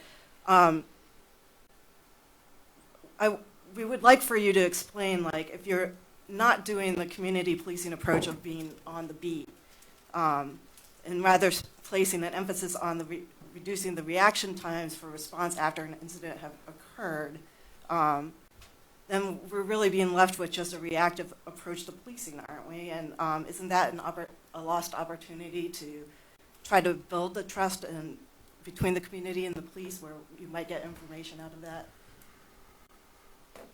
Yes, ma'am. You said quite a bit, but you're right. I ride the President Street corridor all the time, and we do expect our officers to get, out of the cars. What we're doing, and let me say this, when I speak publicly, I try not to get frustrated. This idea of community policing, when I was brought here 2 years ago at my confirmation hearing, I promised the mayor and the city council that I would bring community policing. If you go back and play the tapes, it is a philosophy. You have to change the way men and women think. The problem is, and we're working on that, is that policing is still reactive. We're still 911 driven. We're working on, that's the whole purpose of NET. And we talked about our staffing shortages and problems, and we will present that in the budget, that really we should have more than just a sergeant and a corporal, a sergeant and one officer. We need men and women to be, I agree with you, visible. Maybe not walk foot for 12 hours. That's an unreasonable and unrealistic expectation. We work 12-hour shifts generally, but surely there should be some time where you do see officers walking in the community. But then we have to have people, and I find it across the entire socioeconomic strategy. Nobody wants to talk to police. Nobody wants to be seen talking to police anymore, and that dynamic has to change. And so the community bears some responsibility into that too. Community, when you talk about the word community, it's an important word at the end of it. The last 5 letters is UNITY. That means unity. It's not just the burden or the onus is not just on the Annapolis Police Department. As you see from the PowerPoint presentation, there are many things that we're trying to do. What I want to see, and when I went there, when I first got here, I believe you were there, Burrow. We had Eastport. The Bishop Coates was making an attempt before the pandemic hit to bring Eastport together. I know you were part of that, Andre, when we talked about that. I understand your frustration. Nobody wants to live in a community where you pay taxes and you have young children and you hear gunshots. Most of this, a lot of this violence is not, some of it's from Annapolitans, but a lot of it factors all over the country. It's not unique to Eastport. America right now is struggling with the availability of handguns, ghost guns, all types of garbage is out there that's being used in the community. Not only that, like I said in my presentation, I don't want you to disconnect anything I said. We're saddled. Many man and woman hours are saddled with trying to satisfy the state legislation that we're mandated to do, and that's not an excuse, that's real. And so what we need to do, I'm hoping that what comes out of this, if you understand community policing, let's have a dialogue, a very meaningful, regular dialogue. We'll make sure that, I'm looking at my deputy chief and my chief of patrol to make sure that we find a way that first line supervisors have to be involved in making sure these officers get out of the car and document the fact that they got out of the car. But then I expect, and I'll be out there to see residents talking to police officers in a very meaningful way. That's the only way it's going to work. And Ms. Jennings, just to piggyback off the chief, looking at a presentation we did in October where we broke down the top 10 calls for service that we do. The number one most frequent call for service that we do is frequent checks. That's the officer checking businesses, checking homes, whatever the check is going to be. That involves them getting out of the car and doing some foot patrol in and around business complexes and around the houses when people call us and ask us to keep a check on the house because they're going on vacation. The fifth most frequent thing we do is actually foot patrol. The fifth most frequent call for service that we do, and I'm not saying that we don't walk every street in the city, obviously. I mean, we tend to walk where we have the most bang for our buck, where we get the most impact. That tends to be in those crime-ridden neighborhoods where we spend the majority of that foot patrol, but it's not solely there. So I understand you're saying you may not see them, and that could be for a variety of reasons, the hour of day that they're doing it and the locations that they're doing it. If you're telling us that you need more visibility in your neighborhood, by all means, contact me. Let me know what it is you think you're not seeing, what you want to see. And we will try to accommodate you as best we can based on calls for services and what the officers are doing throughout their days. And let me say this, quality is what the customer says it is. And sometimes you'll hear me respond to these answers in a very intense way. It's because I care, not that I'm being defensive. I know the power in it when we work collaboratively, but a lot of times we're the government, and we should accept criticism when we're not doing what we're supposed to do. But I have to, on the record, defend the hard work that the men and women do in the Annapolis Police Department. I see it myself. Anybody who knows me, and it's the lie and the truth is not in you if you say I'm not visible. I don't sit in my office all day long and never got on the street. So I know what my officers are doing. And I do have some criticisms myself, but it's constructive criticisms. And so we have to find a way to engage better, and we're working on that. And I'm not negating the fact that if you feel unsafe, then that's a problem for you. And aggregate numbers don't soothe that. If somebody comes up and punches me in my mouth, I don't want to hear about stats overall. The stat is me. I got punched in the mouth now. My lip is bleeding, and I want justice. So I recognize that too. But I just have to go on the record to say that community policing, because I get that all the time, and I get frustrated. Community policing is a philosophy. It's just to say that we don't have that line, battle line drawn that says it's us against the community. It's shared values. How do you want Eastport to look like? But recognize that you have to advocate for things like better jobs. You have to advocate for those very things that the police don't control. All the things you can blame police for, you can't blame them for mental illness and drug addictions when fathers don't have the inability. That's the next question. Yeah, We I'm sorry. agree. We're getting there. Okay, I'm sorry. Go ahead. Before we get there, there was an opportunity I don't want to miss, Captain. I think it was you who said in response to Karen's question, if you would like to see more officers on the street, ask us. And I guess what I want to say is, tonight, please consider yourself asked. And we'll work on it. Right. We'll work on it together, but and that's fine. it's the ask. And maybe it's a little bit more generous of an offer. But here's the reality. Okay. You have officers assigned to your community, right? And we want them to stay in place and be there and be visible, right? But things happen.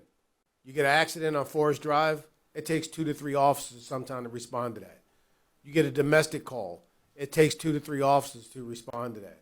So in reality, although we like for the officers to stay in place and stay in the community, they still have to back each other up and stay in and back each other up to some of these things. Absolutely agreed. Right. And absolutely, we understand. All right, one other thing. Absolutely. One more thing. It's always a balance, isn't it? Absolutely. Okay. I know you have an agenda, and I don't want to disrespect anybody else in the room. There's other people in the room. Hopefully you'll be open if anybody else in the room has a question, that we can get to their question also. Right now. Let's go to the next. We're going around. Okay. Hi, I'm Greg Brennan. I moved into Colony Hills in 2009 also. I've been beaten up on President Street, and I've had break-ins in two houses. I refuse to leave my neighborhood, so I moved in with my wife 4 years ago. I moved 450 yards in Colony Hills. But both that house and my new house had been broken into as well. So that's my crime story. I'm sorry. I'm sorry for both of you. I apologize. I'm sorry that happened.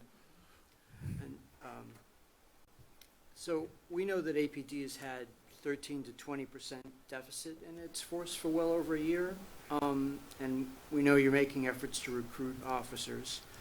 How have you allocated your resources now to cover the basic operational needs in the Eastport communities? How has the stress of reduced manpower affected the morale of the force? Oh, well, all of us can answer that question, but I'll start it off as the chief. I recognize that many of our officers are tired. They're dedicated, but they're tired. They have families. The problem with policing is they're human beings too, and I don't mean to say that sarcastically, but they have families and they're humans. This is labor. And, you know, a lot of times they've worked, like I think the captain said it earlier, they worked 60 hours, and then we draft them for another 12 because we're shorthanded. And so we recognize that. Sociologically and physiologically, many police departments, not only in Annapolis, but across the country, and officers are more apt to make mistakes, and it impairs your judgment when you're overworked. And as a chief of police, I'm concerned about that. When officers are working fatigued, the decision-making process is not what it should be. So there's many problems with that. But at the end of the day, I don't want to tell citizens who I work for that we can't do something. So we draft officers to offset the deficit that we have right now. The mayor and the city manager has given me the authority to pay overtime. Part of the recruitment process is that, you know, especially the type of people that we want a candidate who understands that their role is to come into the spirit of service and not adventure. When I joined 40 years ago, you know, I came from public housing, born and raised in public housing, and I never thought I would have the opportunities that I had. When I first strapped the gun on, I felt like a cowboy. I felt like, you know, something out of a Western movie. And that's the people I worked with were cowboys, and it was adventure. Remember those days, Stan? And now, but as I matured as a man and as a human being, and this is after having gone to college, that's really scary. And so as I matured as a man, as a human being, I realized it's a service job. We're servants. We're public servants. And so I shifted from that, you know, this very unrealistic expectation that there's only good people and bad people. You have the devil on one shoulder and the angel on the other. Whoever makes the most compelling argument dictates your behavior. That's a bunch of malarkey. Crime is based on environment. It's based on sociological issues. Your victimization with your home and being beaten up is rage, you know. And so what we're trying to do here in Annapolis is attract candidates that we can bring into police service that understands their role, that can appreciate problem solving, working with communities, that have the articulation skills and the problem solving skills to work with residents to help them in a safe environment. So right now, part of our challenge is to get people to want to come into policing right now. And that's not only a problem for Annapolis, that's every police department virtually in the country struggling with that. I do appreciate that you're not staffing up cheaply with cowboys. We all thank you for that. Yes, sir. It's very important to me. Yes, sir. Yeah. One of the follow-up I had is that you mentioned that memorandum of understanding with the Capitol Police to get some of their staff for the backup, just, you know, standing there being a police officer. Have you considered doing that with your police cadets? Is that something you can do? So it's not something that we would do, because our cadets are typically college students, and they're under 21. They're not armed, they're not trained. They're basically here to learn the job and to help in administrative functions primarily. Our collaboration that we're trying to accomplish is mainly, we're not asking them to come do our job. We're asking them just to be a visible deterrent to the public, and also a liaison between the public and law enforcement in general, that they can, you know, help mend some of those fences that have been destroyed over the years in law enforcement profession as a whole, not specifically here to Annapolis. But A, we don't even have any cadets. I guess that's the bigger thing. But B, that's not something we would ask them to stand out there and do. Now, we would certainly involve them in our community outreach and stuff like that and start making some of those connections there. So with the whole purpose of our cadet program is to get somebody in the agency who's interested in the profession, a foundational understanding of the job and how we do it here specific to Annapolis, in hopes that we retain them as they transition from a cadet to a law enforcement officer, so that we have somebody here that's well-versed in the chief's vision and plan and the mission statement of the agency, so they know how to then put the gun belt on, put the badge on their chest, and go out and serve the community the way we expect. And also, my vision is, and it's nothing new, I grew up and I was socialized in a department where we had civic engagement, and believe me, it put a dent in crime reduction. I would love to see, and Annapolis had one, we still have some of the old cars left. We had an auxiliary police department. And there's many things that an auxiliary police department can do. They would be volunteers. I know in many jurisdictions, they even give tax incentives for volunteering your services, and get a cadre of Annapolitans, men and women, to help us do the non-enforcement things. Because a great deal of what we do, technically a person who doesn't have the sworn duty to apprehend violent offenders could do. And so not only that, it would be good to find young men and women who may want to explore the opportunity to become a police officer, first start out by joining an auxiliary, and we can have that conversation in the near future. Also, the county has a community emergency response corps that I don't know if that is also an untapped resource for things like parade routes and... Yeah, auxiliary officers can do traffic control. We can train them in those kind of things. And so that would free up the men and women who do wear the badge to go out, and I'm still talking Eastport, and to do some of the challenges. And what I'm hoping after tonight, and we talked about that when you came to my office the other day, really talk regularly. I'm a talker, as you could see, so I have no problem. And when we met that night, I was on my way out the door, but I thought in preparation for this meeting, it was very important for us to sit down, and that's why I made that remark.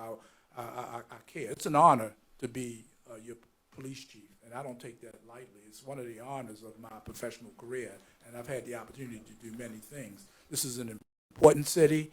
I recognize that if Annapolis goes, we already lost Baltimore right now. It's my prayer every day I wake up, I'm born and raised there, that Baltimore makes a comeback. I hope we have a story in my lifetime that would, the narrative would be Baltimore made a comeback. But many predicted it. If Baltimore goes, so does the region. Annapolis is still part of the Baltimore metropolitan area, so it's important that we be the example to help. That's what the reason why I brought Robert Horn here. He came out of Baltimore, and he helped many people. But when you have 321 murders and 700 shootings, and a couple thousand aggravated assaults, the good work that Robert Horn did in Baltimore kind of gets subjugated to the bigger story, and that's 321 murders. But Annapolis is more manageable. When things happen here, we can more readily highlight the good things that's being done.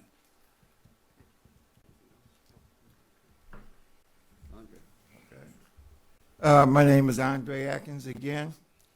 I am a member of the Eastport Civic Association, but I'm also a resident of Hacker, and I serve on the board of commissioners for Hacker. The questions I have is about the substation resource center. We've been talking about this for almost 2 years.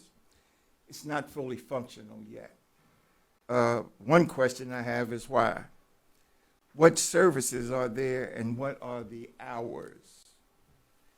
Well, one of the things that I vocalized is that, Mr. Atkins, we sat down. I sat down with you, and I sat down with the executive director, Melissa Maddox Evans. I sat down with Jackie Wells, and we talked about those centers. And I would agree with you that they haven't been realized. The things that we discussed haven't occurred.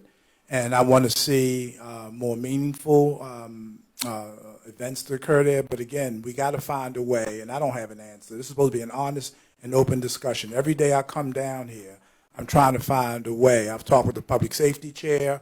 At first, I know you guys were frustrated because it looked like it was going to become just another social services. Those two properties were going to be used as another social service organizations, and then the police were taking a back seat. We had a meeting, and we committed to have more of a police presence there, so we're working there. So I'm just saying basically that I agree with you, that we want it to be more, I want more visibility, and we're going to work on that in the new year. I've told my deputy chief and my chief of patrol, and they understand that we have to find a way for better engagement. That's a conversation that I think we need to have. We talked about hiring possibly off-duty officers. That's still something that hasn't been resolved yet legally. So there's a number of things that we have to do that I would like to see done, and I know that you all would like to see done. Well, and just a couple more questions. They're short. But can we get this place open at night from 4 to 1 a.m.? I mean, that's one thing we were looking for. That would go a long way. Well, one of the things I said is that I don't want them to be, because that defeats the purpose. And I'm agreeing with you.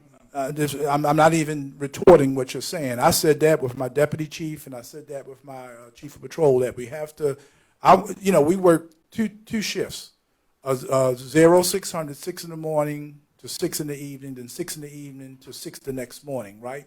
So unlike a lot of social agencies, we're open 24/7. So, for example, and this is small things that can be done. If an officer has to go to the bathroom, I don't want him to come to 1400 Taylor Avenue. You got Madison Street, and you have Tyler Avenue, right? So if the sergeant wants to collect reports or he wants to sit down and talk about something with his officers, don't come in the station and do it. Go to these they'll go to these two properties. That way the residents can see. It's a randomized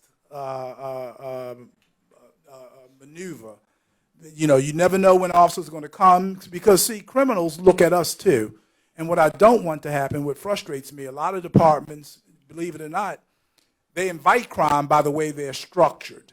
You know what I mean? If they know that we tell in the public that we have these two centers at both locations, if they see them closed down every night at 6:00 p.m., I know if I'm a guy that has toting a gun, if I'm a trigger puller and I want to settle a beef with somebody, I'm going to sit there and wait till the clock turns 6 and watch the habits of the police department drive off into the wind, and then I'm going to go and do it and take care of business. So to your point, I want to see a 24-hour presence there. Last two quick questions. One of them is, when can we realize this? We've talked about this many a time. We've talked about it. I've talked to a lot of people in here. Well, let's realize this Question is, tonight. when Who's the night commander? All right, I'm going to step in real quick. If we're talking about there's an MOU, hi, I'm Carrie Berger, I'm Assistant City Attorney. There's an MOU between HACA and the City of Annapolis. And that specifically dictates the sort of hours of operation, if you will, of that resource center. So if there is a desire to extend that time frame, that's a bigger conversation that the mayor is going to have to sign off on. HACA is going to have to come to the table and things like that. So it's not necessarily a decision that can be made tonight without all the parties there. So I just want to make that very clear. Thank you for that. Thank you for that. But just so we're clear, I want you to be clear about this. We're not here to record an agreement with you that other people need to be involved, just as your city attorney has told you and us, okay? But I think it is fair, and we appreciate your engagement, frankly, at this level of a discussion. This is not the higher up, this is not the sociological discussion, this is the, when is this going to actually materialize? And if from this meeting we get other meetings and we get other ways to make it happen, we know how to do that. Yeah, and the last question, what role is the health department and social service playing in with this, the resource center to help curb some of the gun violence?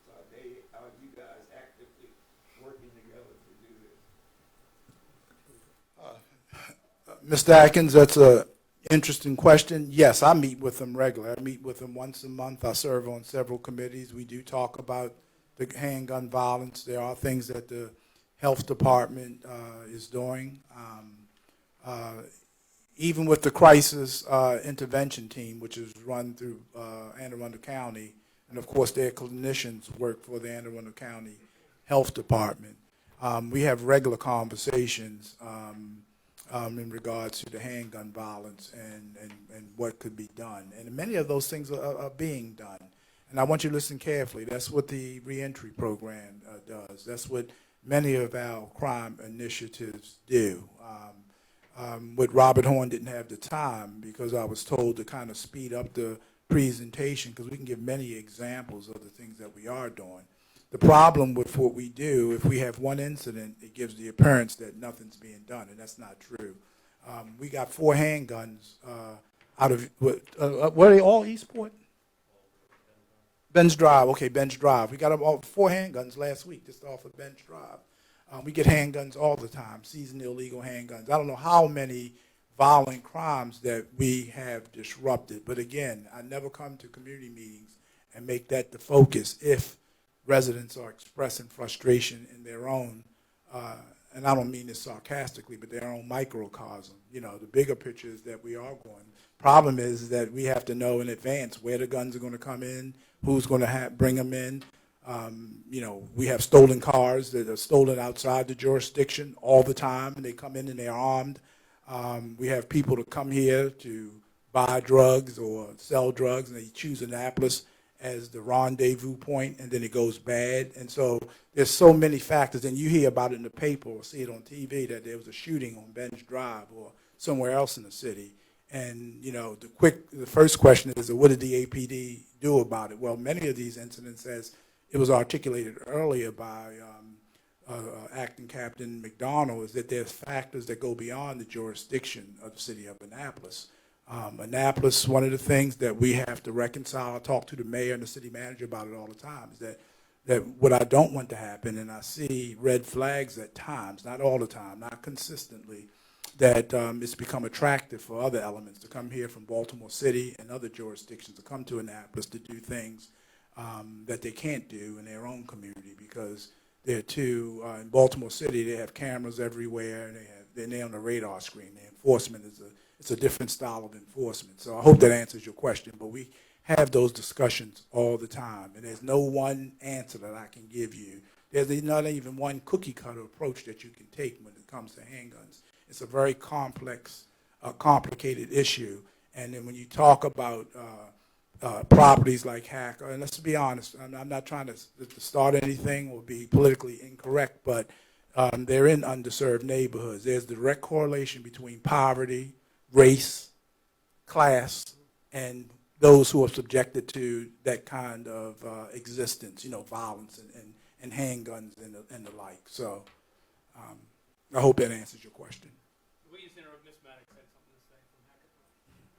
Sure, I'm sorry. Just briefly, thank you very much, and thank you for your very thorough presentation earlier. Just with regards to the MOU for the Community Resource Center / police substations, for clarification, what we would like is for us to see more of the terms of the MOU actualized.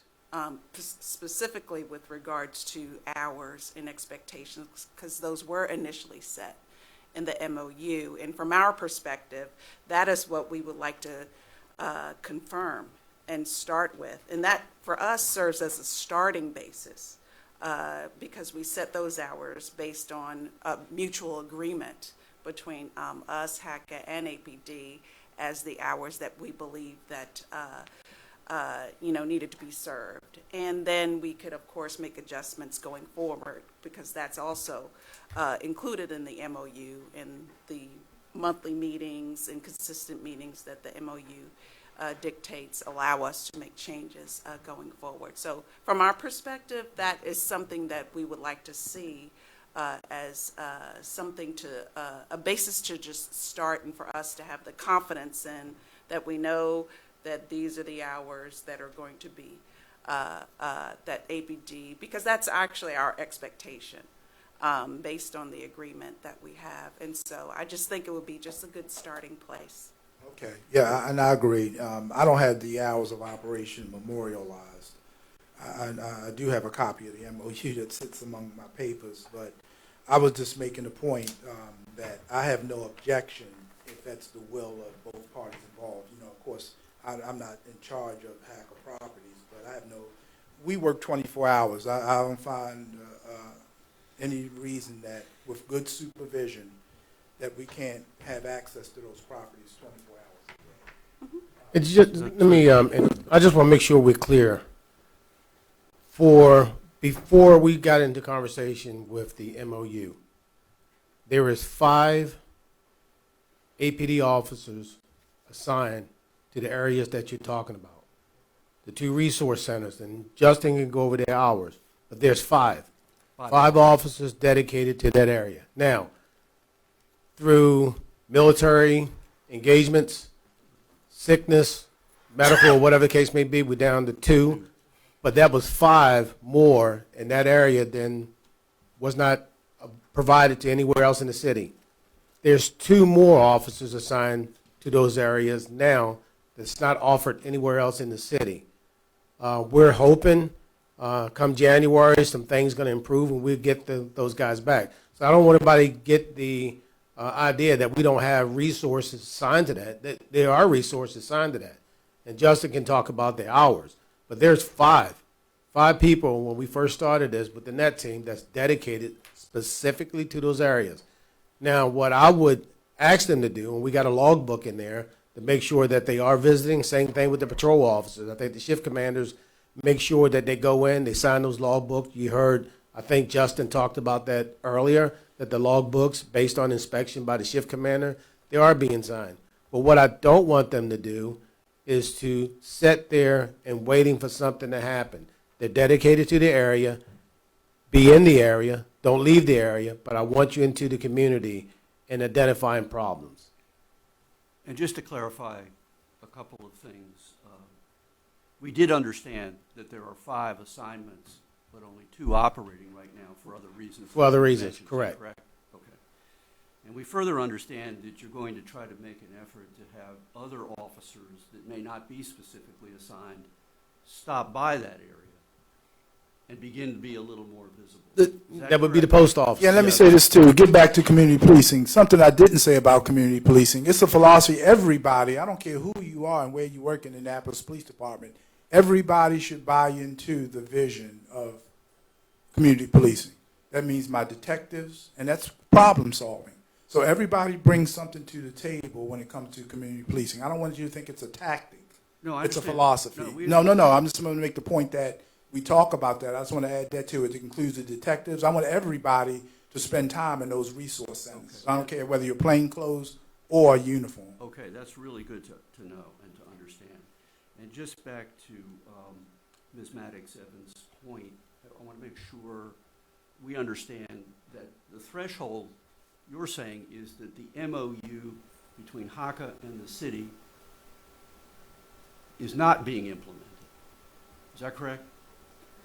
And that a starting point, if that is correct, the starting point for us, you, police department, city, is to implement it. Is that correct? Correct with respect to the hours of To the operations hours. and the scheduling and the expectations. Hours and expectations. Correct. Thank you. I just wanted that clarification. But don't take your eyes off of the dedicated officers that's there already. Not doing Okay. I just want to make sure. All right. Not doing that. Okay. Thank you. We are looking for ways to work with you, specifically, and Okay. to understand the reality on the ground. Okay. That's where these questions come from. Okay. Okay. So I get the next one. We know, or we have heard, that there are contradictory views in the community as to how the community resource centers are to be used. We hear that some welcome the informal presence of the police at the substation along with other service agencies and others, see police presence as creating a sense of a police state, and is somehow discriminatory against the neighborhood. So when we hear that, the question is, first of all, do you as the police agree that there's that dichotomy within the community? And if so, if you do agree with that,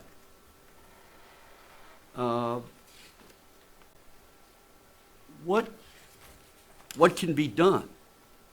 Not just putting on the police department. What can be done to resolve this apparent deadlock so the citizens that live in the community can get the services they need and deserve? How do we remove that roadblock? That's my question. Yes, sir. It's much of what we talked about. I don't see it as it can be a barrier, but I think the important part of your question has to be how we engage.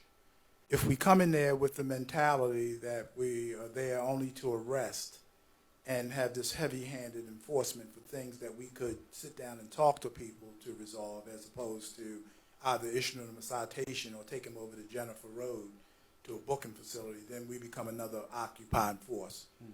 But that's not even the culture of the Annapolis Police Department. If we go there in the spirit of community engagement and sit down at the table and saying, look, many of the things that Andre, for example, Mr. Atkinson, he lives there. He's seen a lot of events. He's been a victim. I know of one incident that he was a victim of myself since I've been chief of police in Annapolis. He was subject of some property damage, if you don't mind me saying.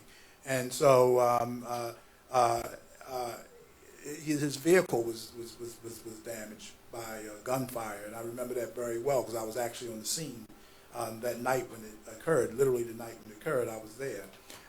So when we come into the community to sit down and say, look, this is what's driving it, maybe a block watch program, maybe some other type of anti-crime program, what can we do? And sit down at the table and engage them and bring the type of anti-crime presence there. I think that would be very helpful, but you can't do it in a way, to answer your question, that gives the impression that the only purpose for us being there is to lock the neighborhood down and not do anything. What I would love to see, and I've articulated this to my staff, and I know that we have a lot of challenges, but I would love to see us have these community forums whereby we can plan celebrations for the wins that we have, even if the wins are small. We get together and we collaborate on how we want our neighborhoods to look. I think, to be honest with you, this is probably going to get me in trouble, but we need the more affluent neighborhoods and people with the kind of clout that you have to pair them with the people who are struggling and come together and see this as one Eastport and not use the dividing line. That's not use downtown as a dividing line between the haves and the have-nots. And so if we can all find a way to come together and everybody come into, I would love to see the meetings that's held at the fire station to be held at one of the Hacker properties, and the people who normally would go to the fire station come on the other side of President Street. And so what happens is it would send a strong message that we have a unified Eastport, if I'm making sense. And I don't mean to sound offensive, but the elephant in the room is that we still, at least, and that's not the police department's perception, that things are still divided along class and race. And so we have to find a way to bring all Eastport residents together to solve problems. Because like Dr. King said, we better learn to live together as brothers and sisters or perish together as fools. And so we have to find a way to bridge that gap. And I think that the Annapolis Police Department, people like Robert Horn, paired with Bishop Charlie Curl and Danette Smichael, and those officers, Lieutenant Krause and people like that who understand the power of engagement in a healthy way, needs to have a more presence in that neighborhood. That's why I'm always, as the chief, I have so many considerations. A lot of times I'm not as hands-on as I like to be. I'm pretty hands-on as the chief, but not as much as I like to be, because my frustration is that I want to see a different response. I want to see a different result from those two centers on Tyler Avenue and Madison Street myself. I just want to see out of that, other positive events birthed. I want that to be the kind of like the nexus, and then out of that, something that we may not discuss tonight, something we haven't even thought about, my department or Eastport Civic Association, something positive, much like we did with Barrel Downs and parole. You know, we talked about the ride-alongs. That did my heart good, because what Barrel Downs said to her residents, how can we help? Much like you're saying, sir, I'm not saying you're not saying that, but how can we help? They traveled to Baltimore to talk about taking some responsibility for their own neighborhoods in partnership with the Annapolis PD. And so those are kind of, that's I want to see something like at a big win. I know that you need a big win. This is the start. Yes, sir. And we're trying to up our game exactly along those lines. Yes, sir. And you, if you up your game, you up ours. All right. And Chief Jackson, could I just add something really quickly? Yes, sir. I think just to, back you and say that the police department has done an outstanding job of taking advantage of the community centers. I've been in several occasions where officers have stopped by, signed the book, and so forth. As I've just said to my colleague, I think, and as I've made clear to ECA, a lot of it falls on funding the facility so that they can do the things that have been discussed in the MOUs, et cetera. And that falls on council and budgeting process and making sure that Erin, who is the city social worker, has the appropriate staff so that she can do these extra things. I think the department has done a fabulous job. It's more so on us providing those social services out of the resource center in collaboration with their presence. Thank you, Alderman. I appreciate that. So we need to speak with you as well. Let's go to the next. Yeah. First, some information. It seems to be tied to a question, but has less to do with that. We just did a survey, a safety survey of the ECA membership over the last 2 weeks, and it probably won't surprise you that the top two winners were, number one, gunfire, and number two, traffic speeding, bad motorists. 75% and 53% respectively. Now to some questions which loosely relate to that data, but not really, very close. First, Chief, it's not the elephant in the room. You're just calling balls and strikes, okay? And that's what it is. You described it perfectly. Yes, sir. And I'm hoping I'm not being You don't need offensive. to, But there's no need to be apologetic. You have nothing to apologize for. That's the situation on the ground. Thank you, sir. Okay. We know we've got security cameras and we got this shot spotter system. Are all of those systems working now?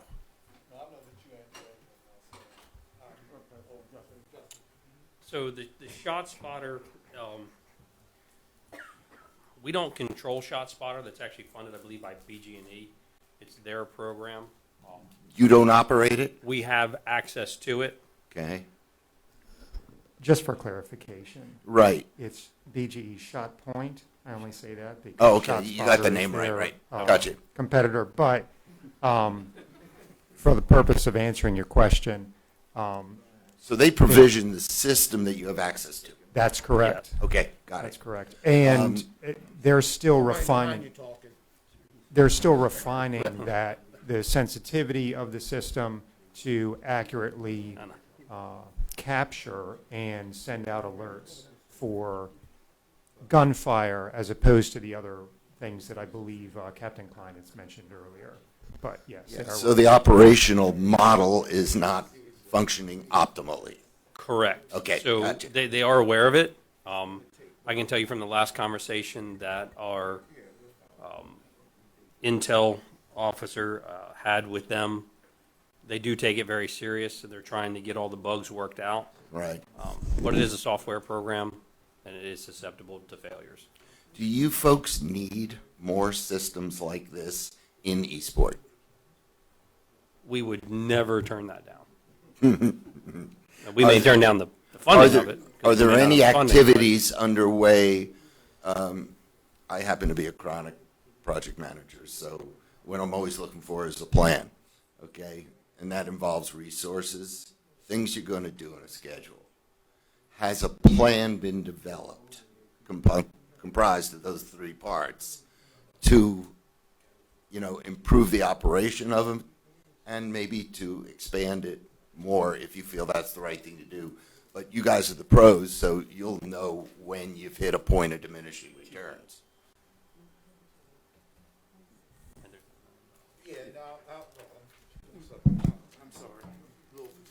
Yeah, I'm sorry. Yeah, the question's been answered very well when it comes to the shot spotters, and we're hoping that in 2022 a lot of those kinks get ironed out. Also, our camera systems, we've had a bandwidth problem in the city. In other words, there's cutting-edge software that the bandwidth can't support, but there's been $1 million. Does that sound right, Lieutenant? There's been $1 million that's been allocated, which is a great start. That's not a panacea for the camera problems, but there's been $1 million already allocated. And one of the people who's leading that project is, I guess many of you, if not all of you, know Sergeant Ricky Truitt, who spent over 20 years with us. He's a licensed electrician, high voltage certified, and he did all the camera stuff for the city. Even though he was an APD sergeant, he did the camera stuff for the city with the mindset that he would position the cameras for security purpose, and the fiber optics can come in to this building so that we can look at stuff and identify suspects. So we do acknowledge publicly, we did acknowledge, the mayor and the city manager acknowledged, along with the public safety chair. We've had hearings on the camera and the bandwidth, and $1 million has already been allocated. So Cool. You'll see some improvements in 2022, but we have to start with the bandwidth so that it can support the new software, and the cameras itself will be changed to make them more comprehensive.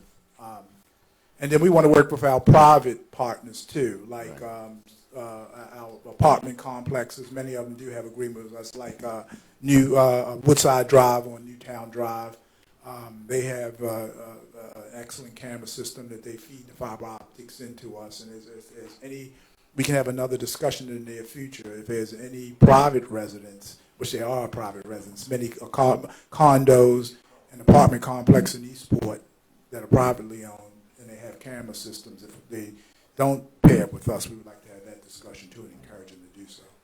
I apologize for not introducing my residency. I've been an Eastport resident for the better part of 20 years now, and Annapolis for 43 years. Yes, sir. So I kind of have a sense of the Congress. Yes, sir. The other part is, are you recommending anything to the city council to deal with speeding and reckless driving that you think would help that situation? We've talked about it. I'm going to be honest with you. We've been very reactionary. I know that President Street is a mess. I acknowledge that. On any given day, people fly down there, that stop sign right at President and Madison. I work in I live in Colony Hills now. Yes, sir. I walk President on the way over to the shopping center every day. Yes. And I do wave to every police officer. I think you and I pulled the car over one time. We were out riding, and we personally pulled the car over from just blowing that stop sign. So I acknowledge that. I'm glad it wasn't me. Well, yes, sir. I didn't have my ticket book on me at the time, but no, I don't have a ticket book. But we did pull it off a driver over who blew that, and it was everything checked out. I mean, it wasn't a stolen car. The person didn't have a bad license. They just failed to acknowledge that stop sign. So maybe that's a conversation that we need to have with Public Works. I'm sorry, you want to chime in, Alderman? Yeah, as a public safety chair, I meet regularly with the police department, fire department, and Office of Emergency Management, and I do know that speed bumps are not allowed within the city because it damages the vehicles. The response time is lowered. We're a Class 1 fire department. We're a CALEA accredited police department, and a lot of what we do is based on response time. And so that would affect our accreditation. So between having damaged vehicles, whether it's Public Works during a snowstorm, or oftentimes from what I've been told, people will slow down, but then they speed up to make up for the time that they slowed down. I know they have them in the county. We've gotten tons of calls and requests about speed bumps. So that's the information that I've received. It would, to your point, Alderwoman Pendell Charles, it would damage the undercarriage of our radio cars in a code 1 or an emergency response. But I'm sitting here thinking, and I've never broached this conversation because of my philosophy, and I get anal over this violence. I just get angry over the violence, and sometimes traffic and all on my hierarchy of things don't come on the radar screen. That's important because a child could get hit. I acknowledge that. An elderly person who can't back off when somebody's driving inappropriately could become victimized. So it's a serious matter. But I don't know what the feasibility would be, or we can do a feasibility study supported by Eastport at that location to talk about maybe a camera. And that way you wouldn't have a lot of officer interactions, and would be and to send them the citation in the mail for blowing the stop sign. I don't know if it's feasible. Yeah, it works on Hilltop. Yes. That camera Really works, and so maybe we could do a feasibility study. Really that way you that wouldn't camera have, slows people down. And officers getting into a pissing match with a resident over a minor traffic violation, but yet it would hold them accountable for not obeying that. Gotcha. Thanks. Chief, let me give you one additional piece of information. Just within the last 2 weeks,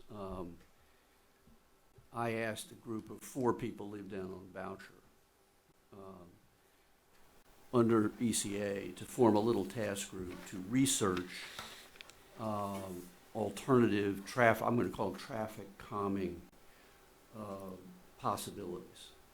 And I expect to get a report from them probably within another 2 weeks, or at least by the first of the year, that I can give to the ECA. I'm going to give it to you. I'm going to give it to Alderwoman Pendell Charles. Because if we're not talking about speed bumps, and there's a reality that we can collaborate on cameras or some other thing that helps calm traffic or slow traffic, we're on it. Okay? Yes, sir. So that's one area that we've already started to look at more carefully. Yes, sir. And we'll bring you what we have. Yes, sir. Okay. And we've for those we've had details, traffic details there in the past. But then what happens is we have a bad weekend with discharging and shootings, and you know what happens. We pull them off of that, and we direct them to do those kind of things. So, yeah, something I haven't resolved yet, admittedly, but I recognize the importance of it. No, that's it. Thank you. I have Follow-up. question follow-up before we get too deep here. We, as part of the Greater Parole Community Association, the Eastport Civic Association, have had a wonderful marriage over the past 2.5 years. And I was just wondering, I'm going to ask Eastport Civic Association and you all, what can the city council do to support whatever efforts in addition to what the police department will be putting forth? Is there something that that we can do to help you on the city council end?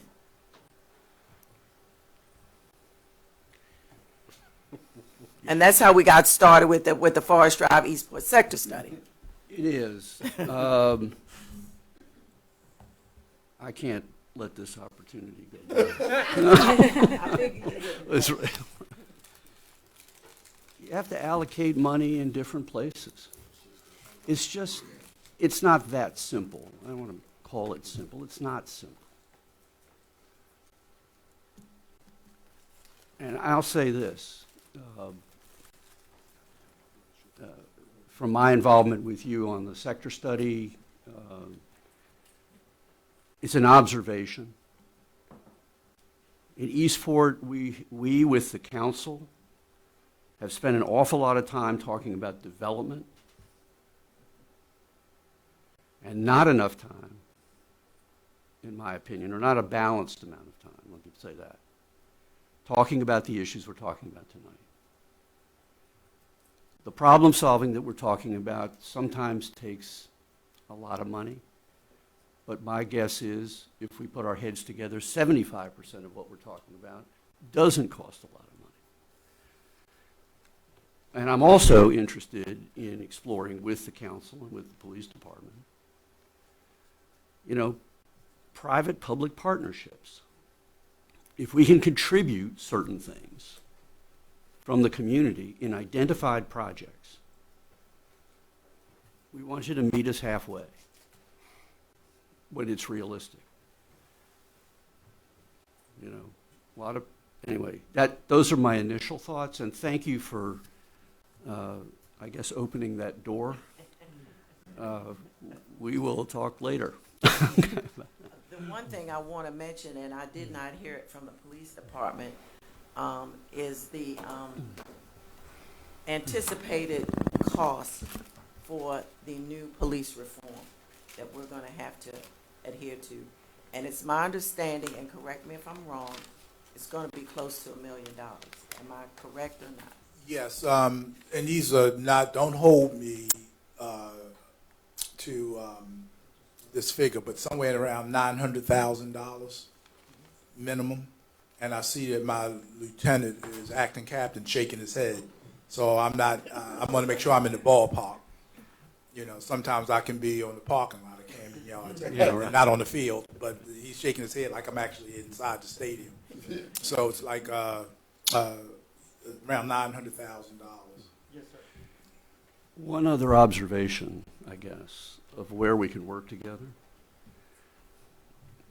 Listening to the national news over the last months, there appears to be a lot of money that's going to be coming down the pike from the federal government, passed by Congress.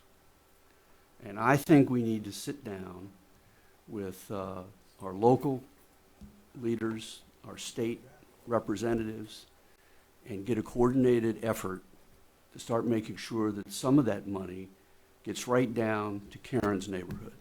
It's just that simple, okay?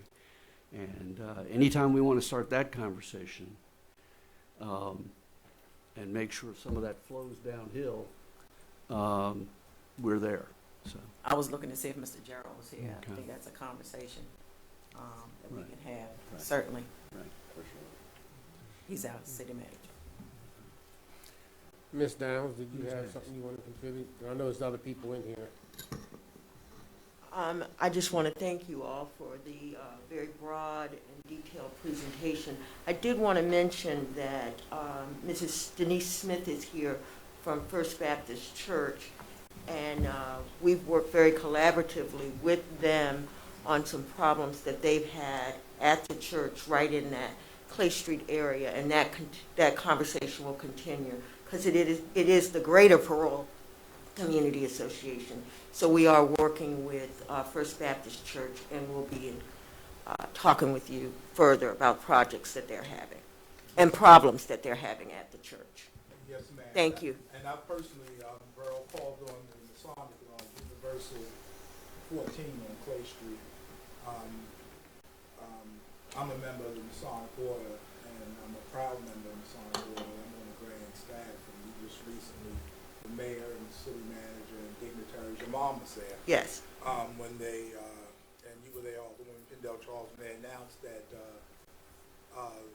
it'll go on the list of Historic. It's preservate historical places. In Yes. other words, it's going to be on the National Registry for Historic Places. Because, and I'm not getting off the subject, but here's what's part of the problem for now. It's a very historical lodge that's in disrepair. Some of the most prominent African Americans, not only in the city of Annapolis, but in the state of Maryland, come out of the state of Maryland, have come through that lodge. It should be a very positive force on Clay Street, right up there at Pleasant Street, where the 2 homicides occurred. And you can't have an institution that old, that's one of the oldest lodges in Maryland, sitting there in disrepair. So we've been in meetings with retired Sergeant Spearman, the Grand Master who presides over the entire Maryland jurisdiction, and we're going to talk about having a presence there. It's never been done at the lodge because, you know, they're real secret, and if you don't know the secret handshake, you're not getting in. But they would be willing to. First time in the state of Maryland, they're going to open the lodge to address some of the social issues and problems on Clay Street. And we're talking every day. And they got money to do the facade, and I believe that the city is city's going to help with. And the state is doing the And the state as well, fixing up the interior. And they said, Chief, if you want a space in there, to come and talk about some of the problems and meet with residents and get the men who are members of that lodge to do some things. You have lawyers, they have people with unbelievable skill sets, lawyers, school teachers. Many of the membership has skills that that are needed beyond just enforcement prepared with us. So in addition to First Baptist, which I was at the last big meeting in the aftermath of the last shooting that occurred, I would like to be in the discussions to help facilitate that type of collaboration as well. Yes, thank you. Mrs. Smith, I don't know if you have something to add.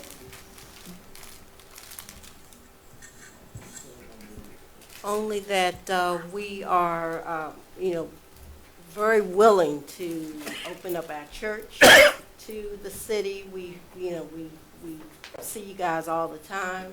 And we also have an apartment building right on the corner of Clay and West Washington Street. Our CDC does. So we have cameras. we make our cameras available to the police department. So we are trying to work with the community and you to help make the area safer for everybody. Yes, ma'am. Yes, ma'am. I'd like to ask Heidi Halleck from our group. I think I'm the last question tonight. Is that right? No. Let me just go quickly on this one. My name's Heidi Halleck. I live over in Eastport. I have to say I'm tired. I've spent the whole day today at court, in circuit court, working on a custody case for 2 orphans, 2 young children whose parents were shot in a murder-suicide domestic violence case here in the county. So violence touches all of us. Crime touches all of us. I practice in Prince George's and Anne Arundel, and it's heartbreaking what I see. I see the victims a lot. And I feel the frustration in our neighborhood that we're just not in touch, and we're not doing a lot. But I'm really impressed tonight with what you did in all your presentation. And my question is about this communication business here. You keep good, detailed information about the data about the crime in our community. The problem I'm seeing here is that that's not getting out to the community. And the question here is, and I'm going to read you this little script, but can the Eastport citizens receive a monthly crime report which includes the number and nature of shots fired? Now, we saw that. How do you get it out there? It's your question. So let's be collaborative here. In addition, we learned we'd like to know how you all, ADP, investigates these complaints. What do you do? People want to know something's being done. Let me keep going quick so you can answer them all.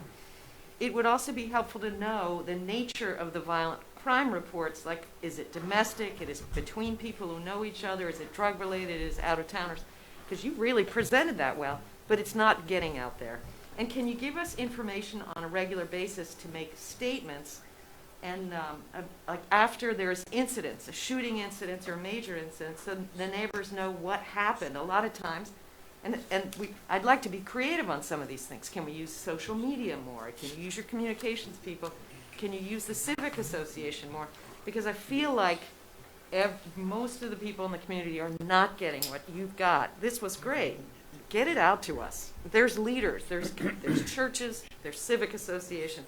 And Eastport Neighborhood Forum pulls anything that you put up and throws it out there, and 6,000, 8,000 people immediately get it. But I don't feel like you're making that connection. And so my suggestion or question is, what can we do better to get that out there? I think that you, and Kevin Krause said it, the lieutenant said it in his presentation, that we don't tell our story. And so he's backing up what you're saying. First of all, specifically, it's nothing to say that we can't get you those stats. It belongs to the public. It doesn't belong to us. You know, and that's the culture that I've been working very hard since I've been here, since July of 2019, to impress that this information is not secret. Now, we don't, in the administration of justice, we don't want to prejudice the jury. And I can tell from your response, you're a lawyer, so you understand what I'm saying. So we got to be careful what we get out there and how we do it when it comes to active investigations. And a lot of times we're guided by the state's attorney, but actual numbers, you should have them. And I apologize for that, because you should have them, and you should have them monthly so we can make that commitment that we'll get the numbers to anybody who requests them. It's hard to say, you know, just to put them out. We try to put them out on the website. Is that right, Amy? that we try to put them out. I know when I first came here, when you were doing the website for us, you would put the numbers out. Now, they may not have been specific to Eastport, but then we could still put the aggregate numbers out while at the same time. That would encompass Eastport. Which encompasses Eastport, but we can give specific numbers for Eastport. Yeah, we didn't do like a monthly like shots fired report, but every shots fired that was substantiated in some way made it onto the daily police report. So we'll work that out.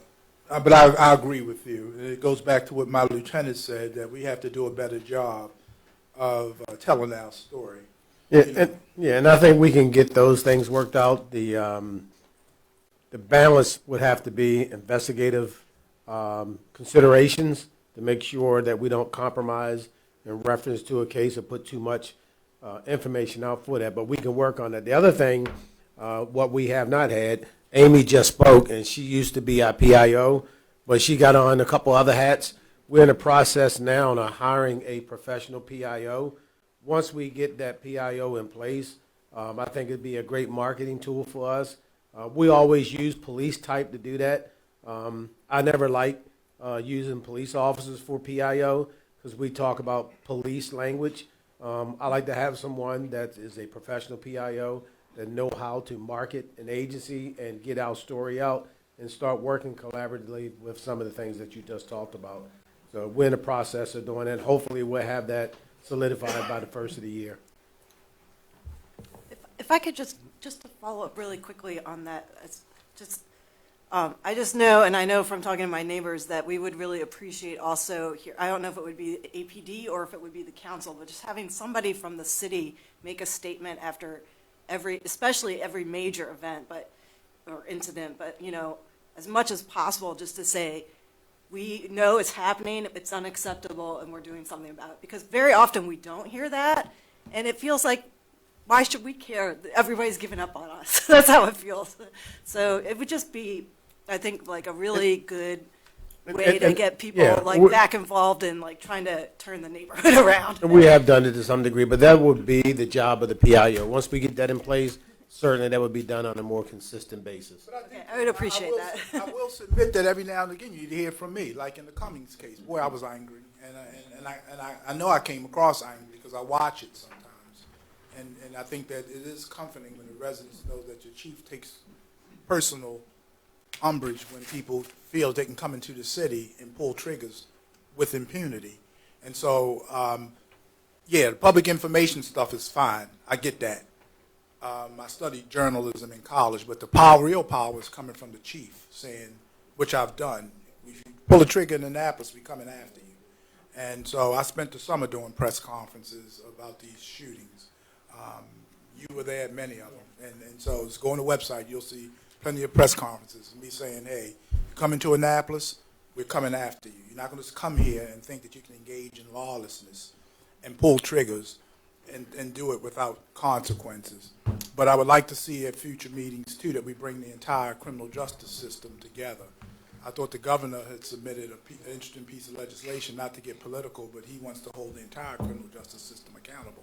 We can arrest till the cow comes home. We can apprehend till the cows come home, but we're not judge, jury, and executioner. And for my lawyers in the house, you don't want that anyway, because we're no longer a democracy. So you don't want your police officers to be the judges and the jurors too, because then that's a dictatorship. This is a city where Washington surrendered his commission in the Continental Army for that very purpose. I don't want to control the guns and the politics. So we need to get the rest of the criminal justice system to account as to why certain cases don't move forward. We can learn from each other. And then I think that with the rest of the criminal justice system, somebody from the judiciary, I'm not trying to start any trouble, I'm really not, but somebody from the prosecutor's office, because it doesn't end with us. And we have an unrealistic expectation if you think that police can solve crime and restore total public safety on their own. They call it the criminal justice system for a reason. The three primary agencies, and I'm not being condescending, but the three primary agencies are the police, courts, and corrections. So if we make all the arrests and nothing's ever done, then two things need to happen. We need to account as to why it doesn't happen, or if we're doing something wrong. If our probable cause statements don't meet the legal threshold, then we need to be retrained. I don't think that's the case, though, and I'll just leave it there. And we have these conversations with our public safety chair all the time. She's a former prosecutor, so she fully understands what I'm saying. It doesn't stop with us. You know, she was a prosecutor in Baltimore for years and trained other lawyers who want to become prosecutors. So it doesn't stop with us, but we're the face. You're not going to dial 911 or call and get a lot of other people in the system, but you will get us. One thing I want Chief, to can I- mention, oh, I'm just sorry. one quick thing. I know we've been big advocates, the mayor as well as the police chief, on having press conferences and press releases on whether guns were seized, the homicide, when we have brought that case to a close from the police end of it. We've been really, really strategic in doing that. And if you all haven't signed up through Mitchell Stevenson, who's our public information officer, to get those regular press releases, because she throws them out there religiously. And so that's where you really get the comments from the mayor, from the police chief, as to what we think about what's going on in the community, that we're outraged, that we just see some guns, that we have our federal partners involved in the intelligence briefings and that sort of thing. So that's also an opportunity, the citywide, but also from the police end of it as well. Can I just ask a quick question before the ECA continues, right? Because I think it kind of tacks on to what you talked about. I'm just seeing the cold case presentation, which I haven't seen previously, which I think also has a lot to do with the trust built in communities. And the numbers were great to see. In particular, you're saying, 50% with 41, 21 arrests over the last decade. Is funding needed to expand that office with only 2 cold case detectives? That's the first question. And then secondly, there was mention of communications with families over a period of time. Is there a set requirement that says, every year, annually, we'll follow up with this family just to see if anything has changed? Or what's the a requirement for communication amongst families engaged with cold cases? Yeah, wait a minute. I'll as the chief. Wait a minute. I'll answer that as the chief. First of all, we that was established, that system of notifying the families. My deputy chief, who has an extensive homicide background, I have a homicide background too, but not as extensive as his. Thought it would be a nice idea. Really, you could speak to that. On the anniversary of the death of their loved one would be a great opportunity, because people grieve, and it's a void that never ends. I don't care what you say. I watched my grandmother grieve the rest of her life. My uncle, her son, was murdered. And so it never goes away, especially on milestones or anniversaries or triggers. And so he thought it'd be a nice touch, even if we haven't solved the case, to be able to say to the loved ones, and to hear at the highest levels, that we know that your loved one's case hasn't been solved, but this is where we're at. And then offer them. I think that Will said it best when he said relationships change. People may not talk initially when it occurred, but 5 years later they may be willing to talk.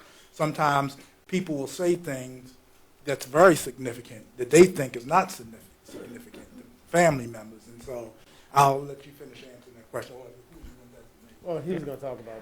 Yeah, Chief. Hey, Dewan. Chief pretty much laid it out. We have actually a set database where we can track, especially on the anniversary.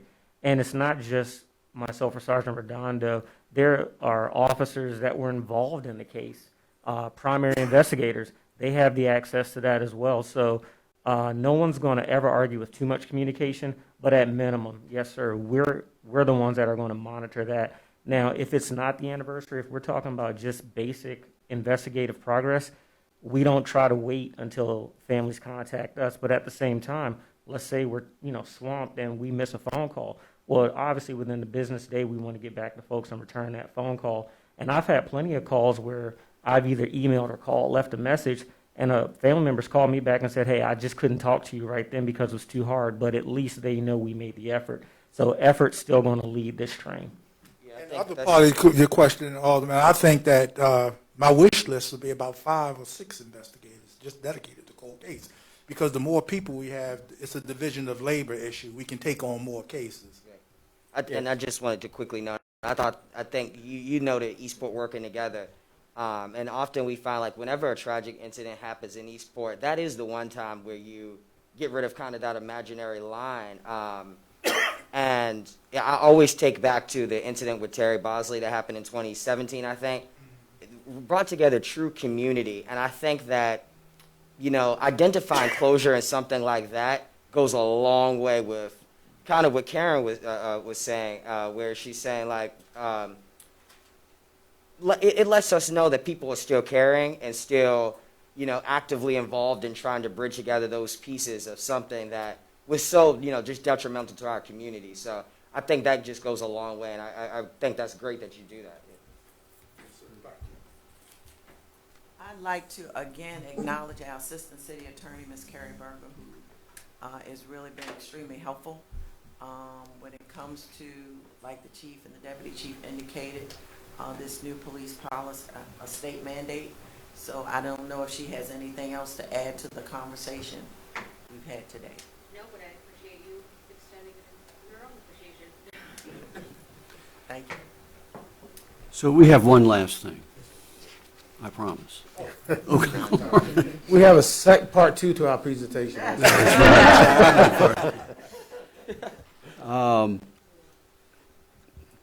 Before the question or the challenge, if you would, it's a mutual challenge, not a question. I did want to get one request, and that is, we understand that the counting on shots fired is essentially corroborated shots fired. Is that correct? I mean, in other words, what you count is if you find evidence to corroborate a shot fired. Is it possible to also give us the numbers of calls where you didn't find the evidence, so we could see that number, but eliminate where you do corroborate, you know, as fireworks or something like that. You see, you may not find evidence, but there were calls, and my suspicion is that it's a higher number. Do you follow me? Oh, yes, sir. So there are two numbers. Yes, so we should need to do that. How many calls? Well, You're counting, and if I got it right, you're counting the number we see is the number of calls that you corroborate with evidence. What I'm asking for is the second number, just the number of calls, the total number of calls that weren't eliminated as fireworks or something like that, but you may not have evidence. Okay. Don't you guys put that out in your daily report? Yeah, but I don't know how we put data in for that's confirmed fireworks or I don't either. You know, I don't know how we do it. I can give you the short answer is calls for shots fired, calls for service is an easy number to get. Okay. The location where the call came from is where the shots were alleged to have occurred is easy information to get to. Okay. There is no data set or way to capture whether it was if it's suspected to be fireworks or someone on the street says it's fireworks. At that point, we're not writing a police report. We're not going to have an officer take himself out of service for a half an hour or a period of time to. I get you. So the raw data is certainly, and what you'll see if it's provided by date, you'll see it start to ratchet up as 4th of July comes along. You'll see it ratchet back down afterwards. But we acknowledge from the very beginning that there are a certain number of times where a shots fired call comes out that we can't find evidence to definitively prove that a gun was fired there, but we know there are times that occurs. No one's denying that. See, I think that would be helpful. That number would be great to get. Yeah, well. But there's no way to extract out saying that fires. No, I completely understand that. And maybe we could collaborate on how to see that and explain that you can't do that. But the perceptions are, you know, here's the evidence of the shot fired, but everybody who lives in the neighborhoods knows there's more shots fired than we found casings for. Okay, and that other number, whatever it is, would be helpful. That's all I'm asking. Or if it's, we can at least give you the raw data. The raw data, yeah, that might be helpful. Yeah. And just to speak about patrol response to those types of calls, so I would say 20 years ago when I started working without any cameras and things like that, we really relied on citizens, and a lot of times we didn't find any evidence, any damage, things like that. And most of those calls were cleared out with no report. These days, officers are spending a lot of time on just a report of shots fired. We have cameras in a lot of the neighborhoods, so they're able to kind of maybe pinpoint where it might have occurred better by people running away, people that don't want to talk to us and tell us what happened. And we're able to find evidence in those cases. So officers are not just driving through and not seeing anything and clearing the calls out. They are getting out on foot. They're utilizing the camera resources. So I would say over time, since I started, like we take many more reports for shots fired where we may only have that the camera operator saw a group of people running away at the time that we got the report of shots fired. We might not even recover any evidence. We might not even find any witnesses, but if we have it on video, then we take a report. So I just wanted to explain that it will be a bigger number, Yes. but it will be hard for us to weed out the ones that the officers were able to confirm. Like sometimes we have the camera operator pull up, we get a call, there's no activity in the community. We can tell there were no shots fired called in that, in that area.